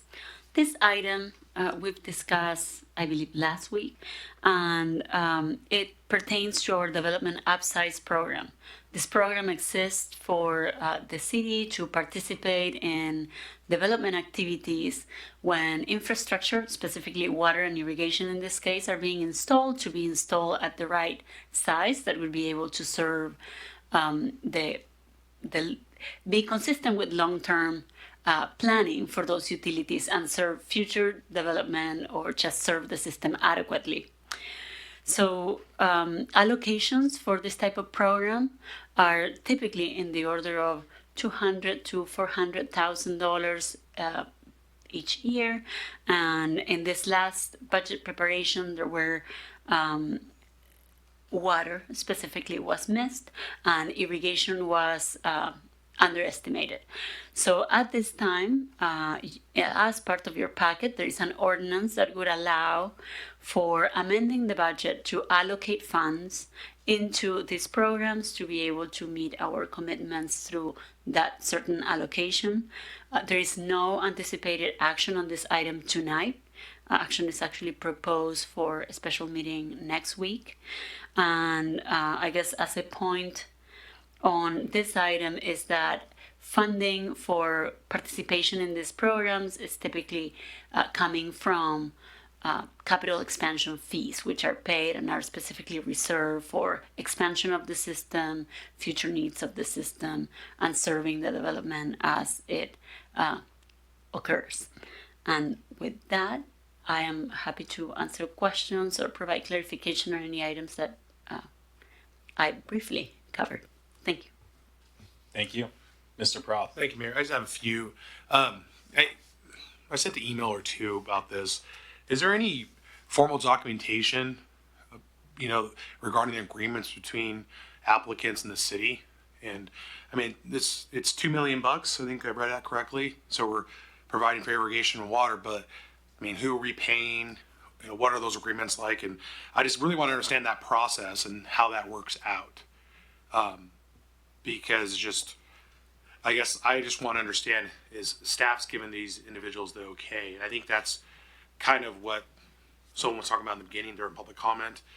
I would like to know that this process is being formalized somewhat. There's written documentation, form signed between applicant and the city, what's going to be paid, maybe at what time. And so, I mean, there's only like 6 or 7 pages in the staff report. So I couldn't stomach saying yes to this without more information. I can give you a high level and then provide you a detail via email, Councilmember Perales, but there is a formal process for it. There's usually a written request of the reimbursement, and we as a city have a good idea with our comp plan and our system needs of what size of pipe that particular area needs to be, and what would be, which is essentially growth, let's say up north, right? But what is needed for that particular development, because they should not be asked to pay for something bigger just because there's going to be growth after them. And so there's that differential that we calculate, and then there's costs, project material cost. We look at bids of what an 8-inch pipe versus 12-inch pipe is. This is not my area, so I apologize if this sounds off, but we look at all of the materials, what it would cost to build an 8-inch pipe versus a 12-inch pipe, and then that is what the city would be responsible for. Now, those are just bids. At the end of the process, after the project has been built, we not only ask for invoices that were paid to the people who built that line and the differential, so there's a certain details that we require that we see in those invoices. And going further, we also require proof of payment of that invoice, so a canceled check, for example, a clear check. So we go through those processes to ensure that, number one, we cannot be asking developers as a city to just build something bigger. We have to kind of prove for ourselves that that's worth it. And then we ask developers to show us the differential on what it would cost for just their development versus bigger. And then as the project, after the project is built, then we look at the project cost and the payments, the actual invoices and the payments. Okay. No, that gives me kind of a small view of what we're doing, but yeah, if I can get some more information about kind of who we're paying and I guess exactly where we're paying it towards in the city, just things like that. I mean, are you thinking of areas within the city or the people or the developers that we're paying? I mean, both. Okay. So I mean, obviously we're paying for upsizing in areas of the city. Yeah. And so just more information, and then kind of what triggers this, you kind of mentioned it a little bit here, but just for our knowledge, because we're essentially doing a budget amendment, right? And if we don't do it, if we don't allow more money to be into this budget, you're going to have to decrease expenditures in the current budget, right?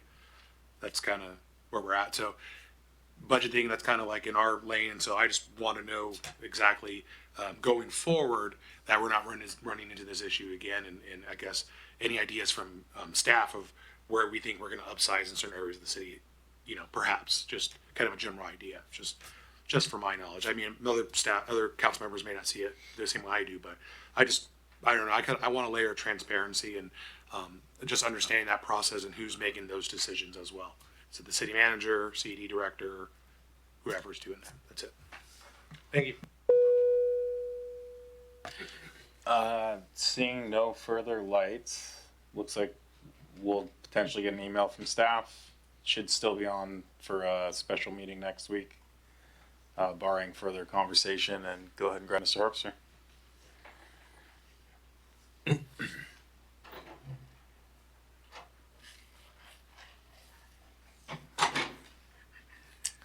With that, we're going to move along to item I, which is authorizing interim city manager to execute purchase and sale agreement to purchase parcel number 115350010 and amending the 2025 to 2026 capital projects budget.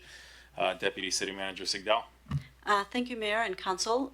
This is a piece of property on the map right next to or along at the end of Chapel Hill Boulevard.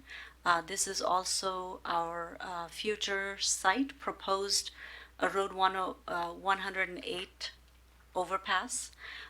We were contacted by the property owner. They're interested in developing this area, but are also aware of the future plans of the city for an overpass there in the future. Hopefully we'll be able to build this overpass quickly, but that quickly might be 10, 20 years.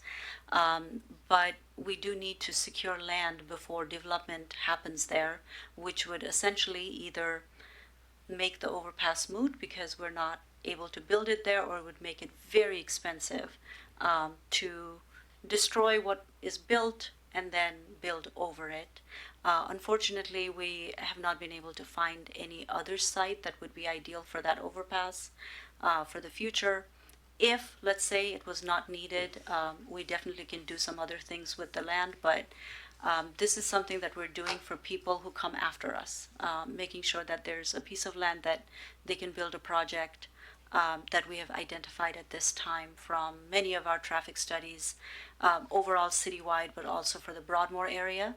This is very much an equivalent of our Road 76 overpass project, which connects the commercial area with residential area, and kind of getting them out of interchanges so that we do not have the traffic problems like we do right now in Road 68. So very much trying to ensure that we're not creating issues in the future that we know we will if we do not take actions now. The price of the land is $1.34 million. We're recommending that you approve for the city manager to execute the contract, and that's it. Thank you. Mr. Harpster. My first comments are I appreciate the forward thinking here so that in 20 years, when people are done complaining about Road 68, we're not hearing complaints about Road 108. I'm concerned because if you get to a per acre price, we're at $350,000, which is substantially higher than most lands similarly designated as high, medium, low density residential. I understand in 20 years when we would need that parcel even more than we do now, it'd probably be more than that. But can you just, I don't know, share your thoughts on that? I haven't seen any residential land go for $350 an acre or anywhere near that. So it's just concerning to me.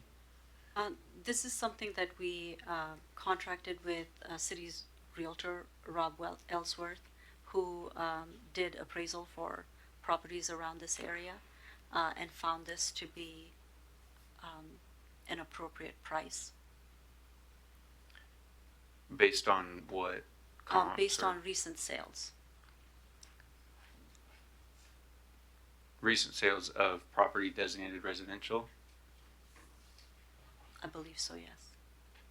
There's not, I'm not sure about that. There's not one single transaction that's closed anywhere near $350 an acre.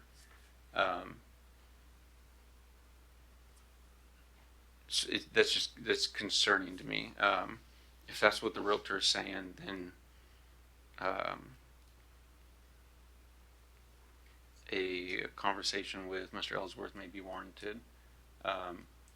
Again, I say that understanding this is a crucial piece. This helps further goals in the Broadmoor area, but at quite a price tag.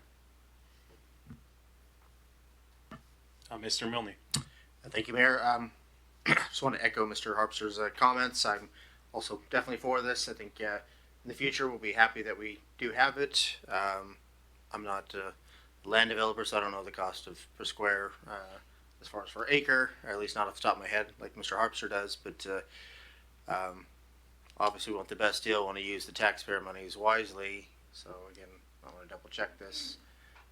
Go from there. But again, overall, I'd love to see something so that we're able to, push traffic along smoothly and not again have Road 68 problems. And so I do appreciate staff looking far into the future on that. So thank you. Mr. Prowse. Thank you, Mayor. Yeah, I had the same sentiment. It seemed kind of overly priced, but my other concern was we're buying this portion. What about across the highway? Have we looked into how much that portion is? Those are dedicated right-of-ways. Oh, already on the other Yeah. side? Okay, so there's, okay.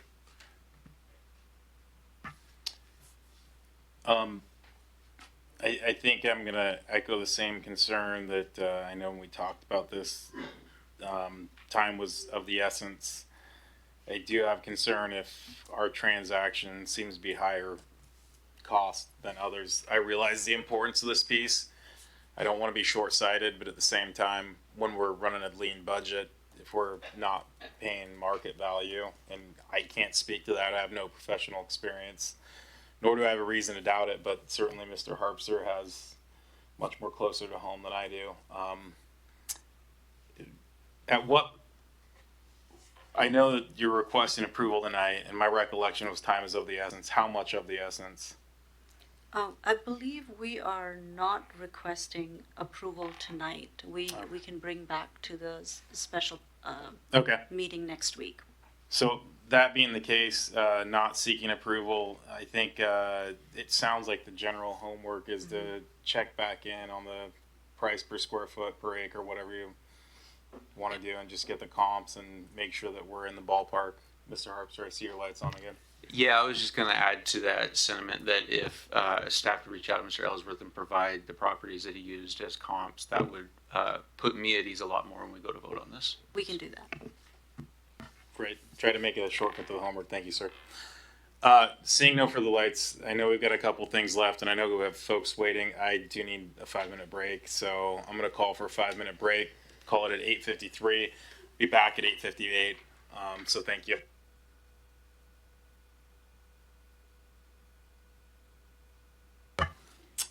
And thank you for waiting with us. It is 8:58. We are back in session. Moving along to item number 10. We have two items, A and B. This is unfinished business.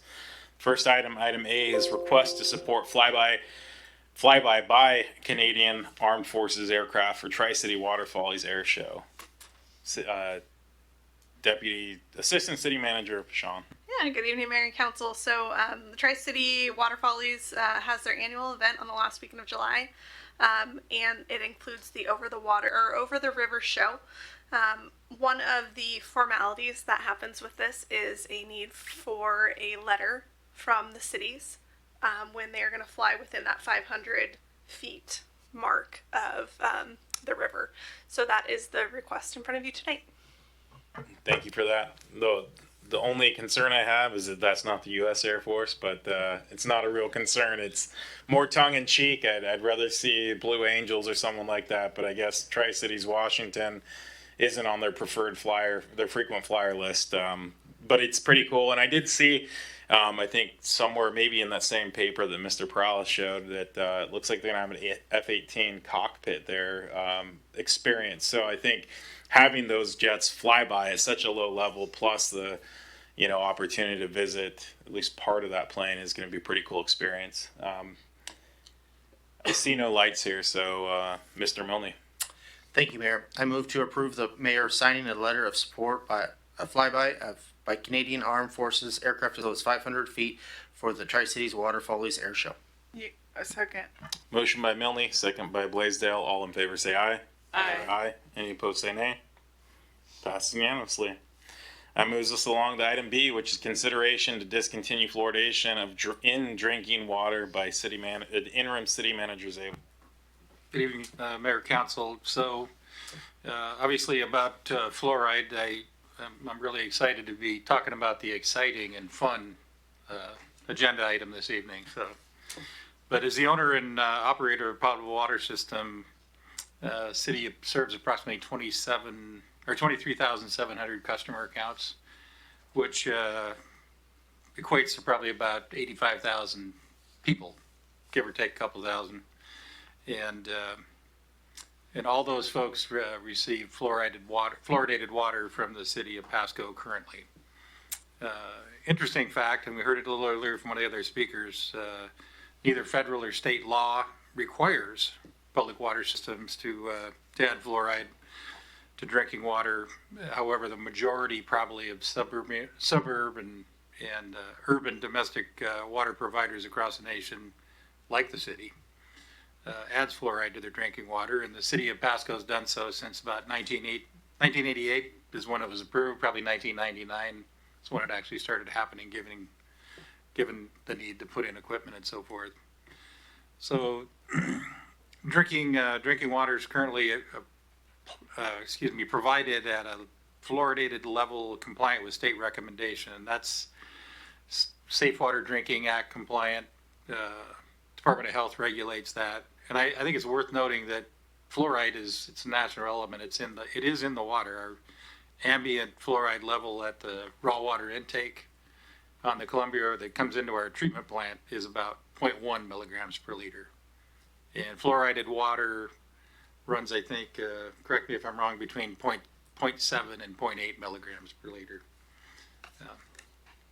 So ultimately, though, the decision of whether or not to fluoridate drinking water is a local decision. So that's all the easy stuff. And I'll just note, and I've shared this with a couple of you and some staff, but 60 years ago, the debate was about whether or not to add fluoride to drinking water in the U.S.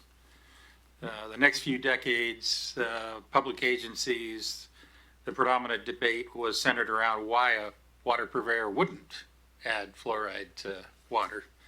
And then the last decade or so, the debate shifted to whether or not it was a good idea to add fluoride to drinking water. So there's been a lot of studies. Folks have been doing a lot of work. There's a wide range of scientific evidence and public health considerations, actually on both sides of this issue. Supporters, and we heard some of that tonight, highlight the proven benefits, preventing cavities, improving oral health. Opponents raise concerns about potential risks, particularly related to cognitive development, which we heard tonight. So included in the report's summary of key arguments from both sides. I'm not going to go into those. I'll just note that by a council majority, City Council has indicated a desire to potentially discontinue fluoridation of the Pasco municipal drinking water, and consistent with Council's direction tonight, we'll cover the state requirements, Department of Health requirements related to discontinuation of fluoride, City of Pasco domestic water to its customers. So as mentioned above, again, the decision's a local one. RCW 70A.125.210, which went into effect not that long ago. Matter of fact, July of 2023, sets forth the notification requirements for public water systems that want to either start or stop adding fluoride to their drinking water.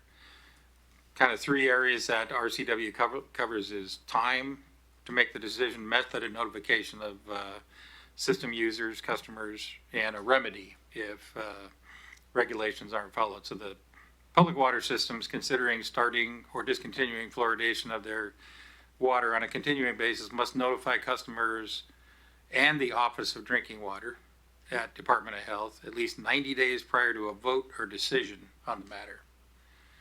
The method of notification: water systems can notify customers by radio, television, newspaper, regular mail, electronically, or any combination of methods that most effectively notifies customers. So there's a bit of a burden there regarding most effectively.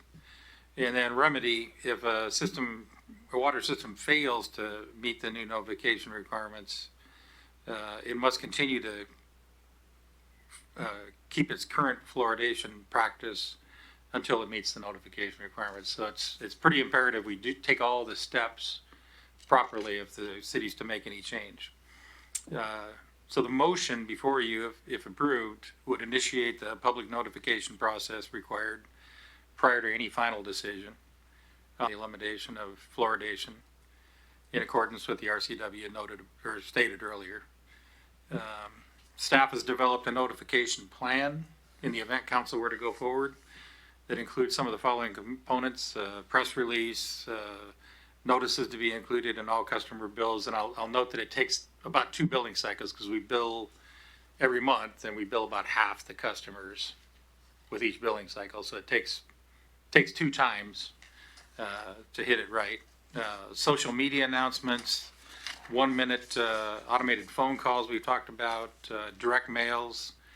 Now, we could do direct mails as 23,700 customer accounts, but keep in mind that many of those accounts are one master meter, and there might be 200 apartments or 100 mobile home trailers in a mobile home park, for instance. So that's the reason we need some of those other methods to reach folks. Television commercials, radio commercials, direct mail to all addresses served by city utilities. There's a number of ways to try to get the notifications out, and those are kind of covered in your agenda report. I don't want to necessarily go into all of them right now, but staff tonight, we're just seeking some council direction on the desired level and methods of public engagement for the process. For instance, what kind of outreach tools council would like us to pursue. And worth noting, some agencies have brought in experts to present their arguments. I don't know that we necessarily need to be proactive about it. I think the issue itself will bring in the experts to talk to council, but we can certainly help to kind of coordinate some of those folks so it's not hitting you so random. And basically, staff will proceed based on council's direction tonight. It's based on past experience when discussing this topic in these very chambers. These groups will self-initiate participation in the process, and as you saw tonight, some already are, even without getting out any notice. So, with that, just council encourage you to have your discussion and provide us some direction. Thank you, Mr. Zabel. Ms. Barajas, looks like you're the first up. Thank you. So I went back and I was looking just to confirm that I was right. My kids grew up between King City, Greenfield, and Soledad, California. No fluoridation in the water. My kids, even though I taught them how to brush their teeth properly, even though my kids were nursed, they did have problems with their teeth. They had the rotted teeth. They were wearing their silver teeth for a couple years. And I thought I was a bad parent because my kids were wearing silver teeth. But having heard the issues, having heard what affects it, it brought that to it reminded me of that situation. And I just want to say I'm not opposed to the city reaching out and getting a survey out just to see what the feel is for the community. But I also want to ask you to take into consideration all those individuals that live within your districts and a lot more outside of your districts that are of low income, of means not within your environments. Please take those children into consideration, those families that are struggling to put food on the table, but also struggling with many other barriers to take children to the dentist, barriers to put proper foods on the table that are rich in vitamins, and yes, even including fluoride. So before you take a vote, just consider that.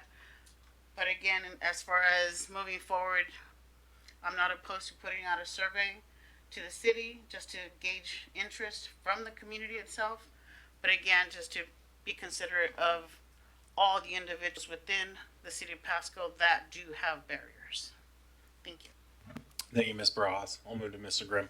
Thank you, Mr. Mayor. Yeah, I think a lot of the most current discussion comes from a article that was published in the Journal of American Medical Association, JAMA, back in January.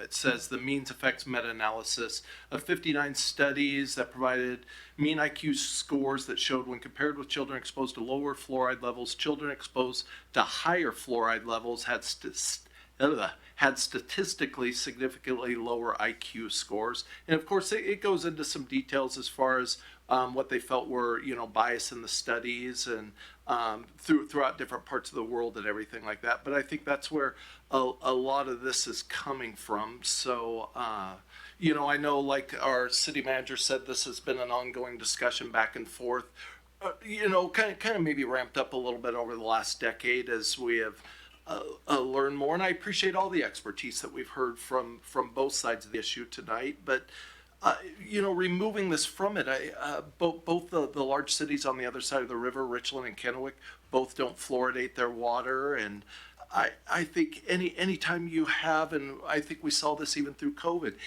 there's a health risk anytime there is any type of medical intervention. And I guess I would come back to where I think those are decisions that individuals need to make in that sense. So I would be for moving forward with the removing of the fluoridation, Mr. Mayor.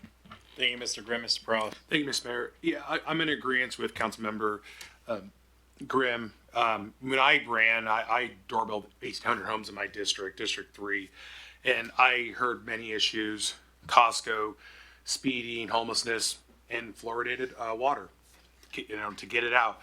I have put out some feelers out there in social media.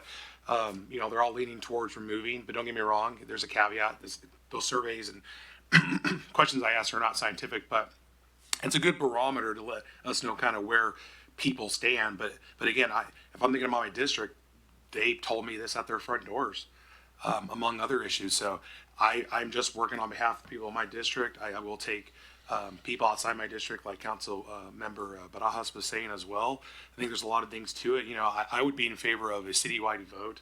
I think we missed an opportunity when marijuana came up across for the city council, and I was one of the people who said we should have a public vote on this. Didn't happen, so that would be only my 2 cents. I love the surveys. Putting surveys out on the monthly bills, social media stuff. Let people come in here. I don't think none of us are afraid of the debate. But again, I believe this is a community decision. It's not mandated by the state or federal government. So I think it's reasonable for us as a public body. Do people in the city of Pasco want this in the water? Let's not be afraid of the debate. Let them choose. So that's why I think a citywide vote would be more prudent. But I'm welcome to the debate here, and I'll be voting in favor of moving this forward.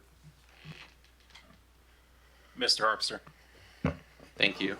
One thing I wanted to mention, I appreciate those who spoke earlier sticking around for 2 hours. Generally, folks whose opinions we do want to hear share during public comment and leave. So thank you for that. I also heard some confusion up here. I think I want to help clarify that we're not voting on doing a survey tonight.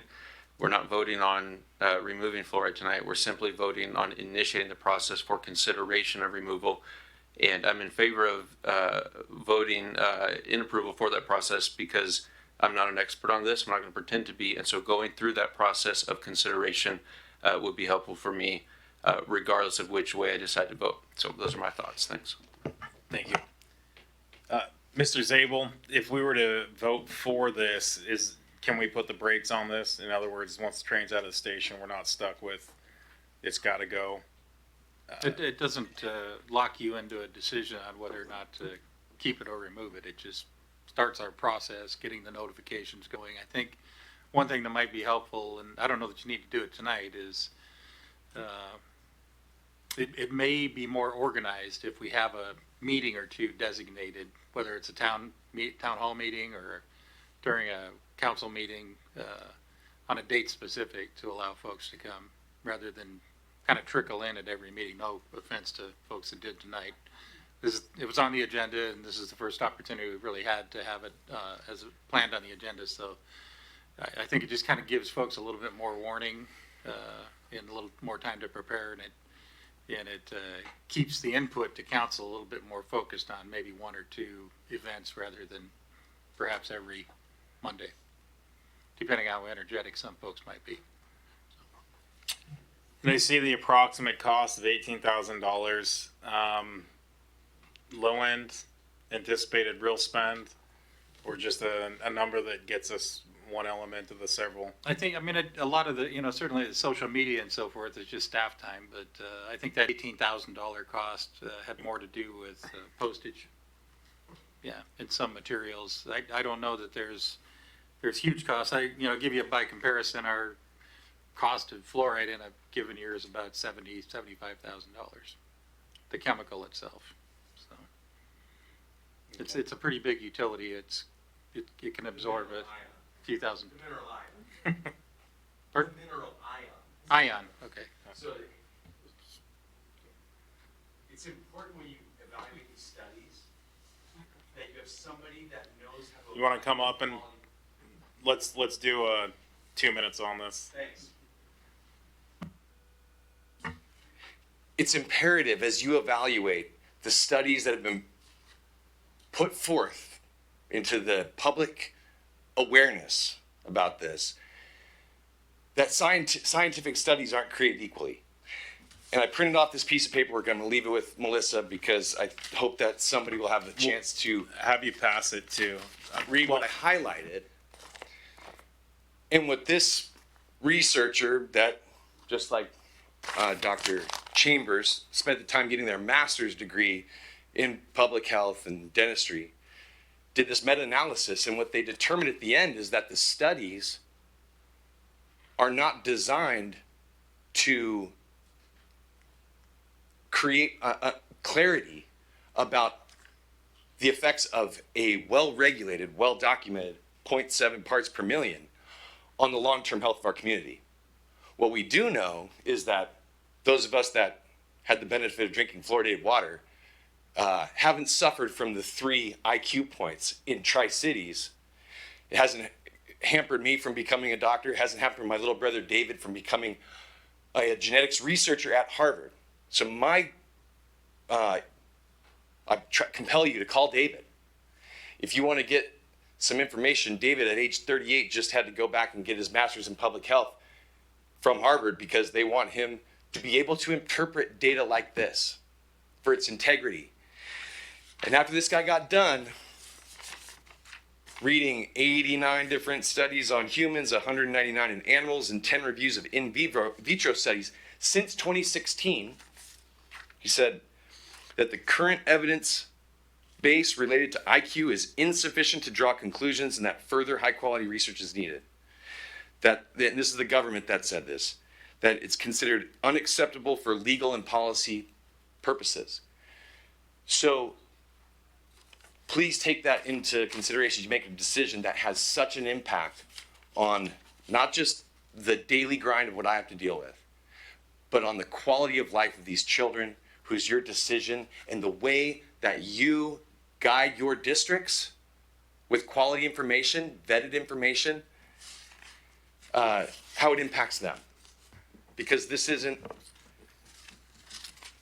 Point of order, political Mayor issue. Serrano. So if you can hand it to the clerk, and then what we can do is have her get us copies. And again, look into what Point of order. in Canada. Appreciate it. Thanks, guys. You got things. Point of order, Mr. Ferguson, can you help me understand, this is not a public hearing. I just want to understand via our rules, because I've not read them in a while, if we can just willy-nilly allow random folks who are shouting from the audience to come up for a supposed public hearing. No, under Robert's Rules of Order. So your meetings are governed under Robert's Rules of Order, and the way that typically works is that the chair of the meeting, if the chair decides that he or she wants to allow public comment, they can do that. If the majority members of council don't agree with that, somebody can make a motion to override the chair and not allow any more public comment. The only requirement that the chair has in allowing public comment is to make sure that both sides or any sides are all fairly represented. But other than that, it would be up to the majority of council. So procedurally then, in this situation then, if someone like myself to get to that vote of majority to override the mayor, then do we need to call for a point of order at the beginning of the comments, or? You can do that now. I'm good now since it's over, but just for future reference. Okay, Appreciate sounds that. great. Yep.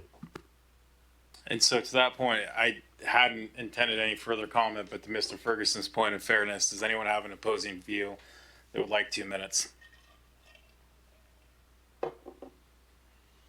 Okay. Mr. Grimm. Thank you, Mr. Mayor. Just along the lines Mr. Harpster brought up, this might be something just we want to button up as we move this issue forward, just because people are very passionate about it. People are going to want to speak to both sides of it pretty passionately. And so just I think that is something perhaps for us to consider going forward on this issue. Thank you. Thank you. I'll just note that my standard practice is typically not to deviate from what we do. I felt like this was an opportunity to hear from folks that have been around for 2 hours who had given public comment, but I thought it was okay to take 2 more minutes. So with that, I think we're at the point where we need to take a vote. All right. Mr. Milner. Thank you, Mayor. I move to initiate the process of for consideration of the discontinuation of fluoridation in drinking water supply and to proceed with the required notifications and public process in accordance with RCW 70A.125.210. Second. Motion by Mr. Milne, second by Mr. Harpster. We think we're good on a voice vote. We might be a little split here. Let's do a roll call on this one. Councilmember Perales. Yes. Councilmember Barajas. No. Councilmember Blaisdell. No. Councilmember Grimm. Yes. Councilmember Harpster. Yes. Councilmember Milne. Yes. Mayor Serrano. And Mayor Pro Tem Milne. We'll just Yes, make that for the thank you. record. I'll say yes to this one. All right, so that passes 5-2. Thank you. Thank you. And with that, we will. I think Mr. Zabel, you had some salient comments about what the process should look like. I think while we've initiated it, we haven't well defined it, and I think ensuring that we have the opportunity for right-sizing public comments on such an issue that's, volatile. I don't mean that in a bad way, but has very strong opinions on both sides. We'll want to make sure that we get good notice, that we have the opportunity for maybe specific meetings related to this issue. That way we can get the experts, we can get anyone else in the community who wants to hear. And then maybe to Mr. Prowse's point, at some point we give it to the people. I think we'll figure that out as we get down the road. With that, move on to item number 11, which is new business. There's a single item, item A, which is a request for council support of Greater Columbia 211 related to WA 211 call center consolidation. Ms. Pashon. Yes. Good evening, Mayor and Council. So 211 is a free confidential statewide helpline that connects people to local services such as housing, food, mental health, and disaster response. This has been done in a regional approach. And recently there was a vote to consolidate into a single call center. Currently, the contract for the regional centers ends at the end of this month, and staff was contacted requesting consideration for a letter of support to basically request a 1-year kind of pause to provide a little bit more planning opportunity. So that's the matter before council. If council would like to submit a letter of support, staff will request a motion, and then we can prepare that letter. And just to be clear, I assume that the draft letter is the one that you would intend to submit on our behalf, correct? It is. Okay. Got any? So, Ms. Barajas. I'll just comment on this real quick. I was the one that received it. In the past, we've been very supportive of 211 and the work that they do. 211 works with our fire department, with our police department. 211 works across the counties, the whole region, really. This is, like Ms. Pashon said, this is to help pause the transition, the eventual transition. They're looking to just submit this letter to their funders. It doesn't harm anything. They're not asking for money. They're just asking for support from the communities that they support, that they work with. Thank you, Ms. Bras. Seeing no lights, Mr. Milne. Thank you, Mayor. I move to support the mayor signing a letter of support for a one-year pause for the transition for regional 211 call centers to a single statewide call center. Second. I'll give that to Ms. Barajas. Motion by Mr. Milne, second by Barajas. All in favor say aye. Aye. Aye. Any opposed say nay. Hearing none, that passes unanimously. Do we have any miscellaneous discussion, Mr. Zabel? We do have two. One is the Basic Law Enforcement Academy graduation, which is 10 o'clock tomorrow at the Apo Center. And certainly council's invited. This is the fifth class, I believe, that's graduated from our Pasco Academy, the academy that serves as the regional BLIA for this part of Washington State. So that's an exciting thing. Then I just did want to note, I mean, and council mentioned it a couple times tonight, but some pretty big milestones on your agenda we got through tonight, or at least made some pretty big progress on. And the ILA with Pasco School District, the school mitigation fees, traffic impact fees, first step in the development review process, kind of clean up and some progress there on efficiencies. I'll note that represents a lot of work on the part of staff and the city attorney's office. And in the case of the traffic impact fee, we were fortunate to have one of our former employees working as a consultant with that firm that knows our city really well, knows our staff well and the issues. And finally, I'll note that it kind of closes out a chapter of the deputy city manager as the CED director.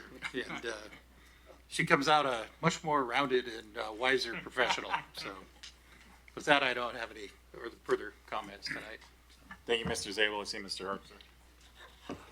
Just a couple of things. I'll echo Mr. Zabel's comments. When I first saw the agenda for this evening, I think I said out loud, golly. Then I realized it's just a lot of stuff that we're putting to bed tonight, like you said. So really sincerely appreciate staff's time on this, especially Ms. Sigdell's, who did a lot of work in a department that's not even hers.